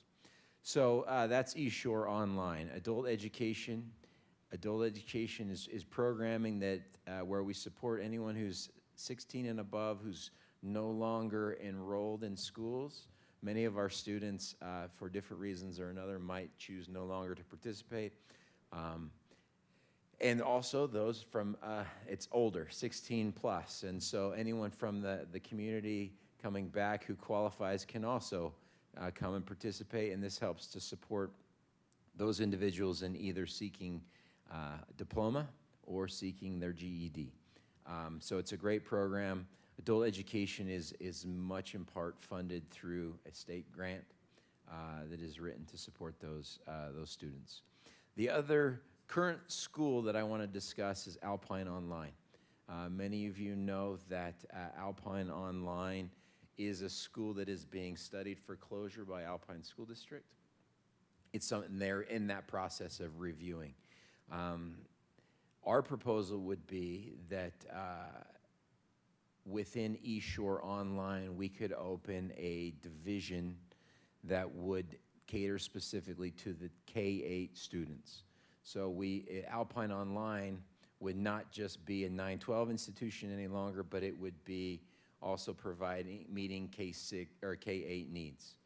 The reason that the group of students that Alpine Online currently supports, there's really three groups of students. There are students who, for whatever reason, working with parents deem that they would prefer a home type setting. And our teachers support the parent in providing that instruction. It also serves students of the K-8 population who may have medical difficulties or other circumstances that prevent them from attending school as much as they might like, or as much as they need. And then the last group of students that's served at this in Alpine Online is also those students who, for whatever reason, behaviorally aren't able to be in the school setting for a period of time. And so this MOU with Timpanogos allows us to keep these programs going in one form or another. So East Shore Online serving now, or could serve potentially K-12 schools, and then that adult education experience serving those that are no longer in our system. Okay, what questions do you have for me? Oh wait, that's later, Wait, right? hang on, we got to do a motion. So, do we have a motion concerning the MOU for East Shore and adult education? Do we have a motion concerning this to approve, or? Yeah, I move that we approve the MOU with East Shore and the adult education. Do we have a second? I'll second that. We have a motion from Board Member Sparty and a second from Board Member Burrows to approve the MOU for East Shore and adult education. Any discussion? I think it's good for us to be looking at ways that we can combine programs as a cost savings. Hopefully, by combining those two programs, we can look at how we can run the program more efficiently, so that we can still continue to provide a comprehensive program to those students, but maybe do so at a lower cost per student, which would be really helpful. Okay. I was just going to say, I think this really embodies the vision that we have for our district to, every student every day, and we want to make sure that we provide some way for every student in our district to continue their education, even if it's something that falls outside the norm. So I appreciate the board looking at that. Good observation. Thank you. All right, seeing no further discussion, we will vote. All in favor of approving the MOU for East Shore and adult education, say aye. Aye. Any opposed, say no. The voting has been unanimous. Next up is our board meeting schedule for 2027, and we'll turn the time back over to Dr. Perkins. We love hearing from him. I want to indicate that this is a discussion/action item, so action would not be needed depending on how the board felt they wanted to go. Just from the beginning, I want to make that clear. We've included in your board docs potential meeting calendar through next December. This includes a transition in the month of July, moving board meetings to Tuesdays rather than Thursdays. Now, I know that was a discussion item that we discussed before in a study session, but wanted to bring it here now to the full board meeting for your discussion. All right, we need to do we want, okay, let's open it up for discussion first, and then we'll decide if we would like to make a motion. Any discussion thoughts? I'm just good to meet whenever, so whatever you guys decide to do is phenomenal. Just throwing that out there. What a guy. So I do have something. So I know at our study session we talked about reaching out to. I only reached out to Lehigh, some of the leaders there, just in city council and mayor, that type of stuff, just to see what their thoughts. Because if we were to do this, it would have us at the same dates and time as the Lehigh City Council, just to see what because I'd heard that was a concern. And part of the reason that was brought up, their concern about moving it to that same day and time would be that it'd be hard for patrons to come and give feedback to us and then feedback to them on any important issues if some things start to come together at the exact same time. Now, with that, I know that we also have some conflicting stuff because Lehigh is one of 5 municipalities, and 2, I believe, I don't remember which one's Lehigh, and another one are meeting on the even, and Alpine, yeah, are meeting on the even weeks, and the 3 other municipalities are meeting on the odd weeks. Huh? 4, Draper as well. Right, so, anyhow, sorry, 6 municipalities. And so I know that's a little bit of a thing, I don't know how to balance that out, but that was some of the feedback and sort of the concern, at least from Lehigh, and it was sort of a point made that they do represent a large portion of our community, being about half of the geographic area, and I don't know about population-wise, but it's probably close to that as well. So I don't know what we should do about that, but I think that was important to bring that feedback from the city leaders in Lehigh, their thoughts about that. I think it's a valid point that we want to allow our patrons a chance to give feedback, and we are an entity that spans multiple municipalities, and we need to consider that. I agree. I talked to the mayor in Alpine also about that issue. I appreciate the move from Thursdays to Tuesdays simply because there's a lot of school events on Thursday nights, and I hate to have our meetings conflicting with events and activities that the school would like us as board members to possibly attend, and so I find that difficult.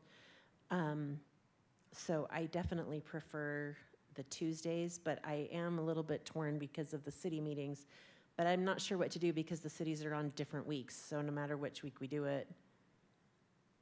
So anyway, but I do prefer Tuesdays just simply because it conflicts with a lot fewer things at our schools.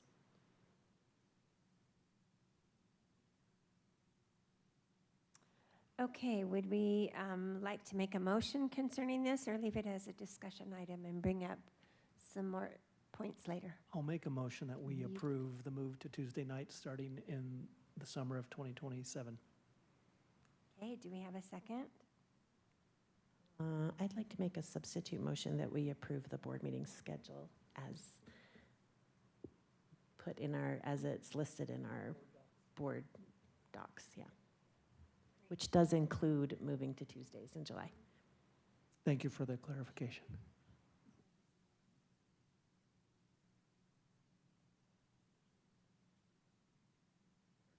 Jason, is that a friendly motion, a friendly amendment to your motion? Yes. Okay. So then he can do the. It's All more than right, so friendly. he It was is more the than friendly. It was motion. better said. All right, we do like how that was worded, thank you. Do we have a second for that friendly emotion? Oh, you were the second, okay, thank you. All right, any more discussion?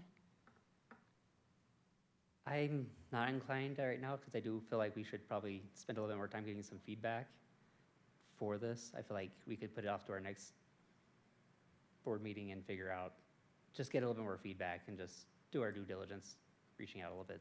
So that's my current thought on it right now.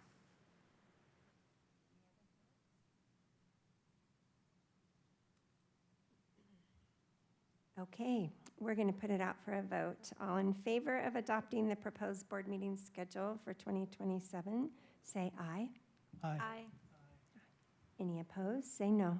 No. No. Okay, so our vote has been 5 in favor and 2 against, so it does pass to adopt the board meeting schedule as presented in our board docs. All right, it is time for board member and superintendent reports and information items. Anything anyone would like to report upon? I just want to thank all of our Aspen Peaks people and who are, I just feel like they all have a lot on their plates right now because they're all working full-time for Alpine, getting school started and getting things going. And they're also, I don't know when, in the wee hours of the morning, working for Aspen Peaks to try to get us the information that we need to be ready. And so I'm just really grateful for all the time and effort and energy. And I'm sure you're all exhausted and just want to make sure that we say that we appreciate you. And then also a huge thanks to all of our employees who were able to just get out and make our school opening so successful this last week. I heard so many great things, so many excited kids, so many families that were just ready to go back and ready to see their schools. So thank you for all of the many, many, many hours that were put in to make that happen. I would like to say a few things. Yes, a shout out to everyone that got the school year started right. Last Friday, I was able to speak to 7 principals, and they were even some that had last minute changes and crazy things happening. They were all excited to have those students back in their schools, and it just shows that, you know, attitude really is everything. That if they have that positive attitude, they're going to make sure their schools are doing great. And I also want to take a moment to acknowledge that it is Alpine's last school year. And I'm grateful for them and all that they have done all these years leading up to this point. I'm grateful for their leadership that keeps pushing, even though it's the last year, that they keep pushing for excellence. I had a sweet moment on Tuesday. You may know that I am a retired kindergarten teacher, and so I went up to Traverse Mountain Elementary on their first morning at 8 o'clock of kindergarten, and I was just able to stand there and observe, and it brought back such sweet memories for me, but I was just in awe of the way that they did it. It was unique how they had the parents line up and had 2 tigers there dressed in costumes high-fiving the students, and the principal and staff out taking those students one by one to their individual classrooms, and the teachers inside who I watched those lights be on late the night before, preparing for each one of those students. This is what it's all about. This is why we're here. This is what we do it for. We do it for those students. And we know there are some rocky shoals that we rub up against at times, but we want you to know that how much we appreciate everyone's efforts to smooth out the rough spots and make it all about those students, every student, every day. It's an honor to be part of that. I'd just like to point out that thank you for the MOU. I know that there are many more individuals who are now feeling a little more comfortable with what their future might look like as far as their employment. Also, Timpanogos passed this MOU last night, and we're very appreciative and express that appreciation extensively to our board for their willingness to support and work together to meet the needs of all students. So kudos to you and your great efforts. Thank you so much. All right, as there is no further business, do we have a motion to adjourn? I move that we adjourn. Second. We have a what? About that. I just got that. Yeah, you were really excited. Do you know, Board Member Sparty is one of the most thoughtful guys ever. We appreciate him. So we do have a motion from Board Member Hart and a second from Board Member Sparty to adjourn. All in favor say aye. Aye. Any opposed say no. The voting has been unanimous, and we are now adjourned at 6:55 p.m.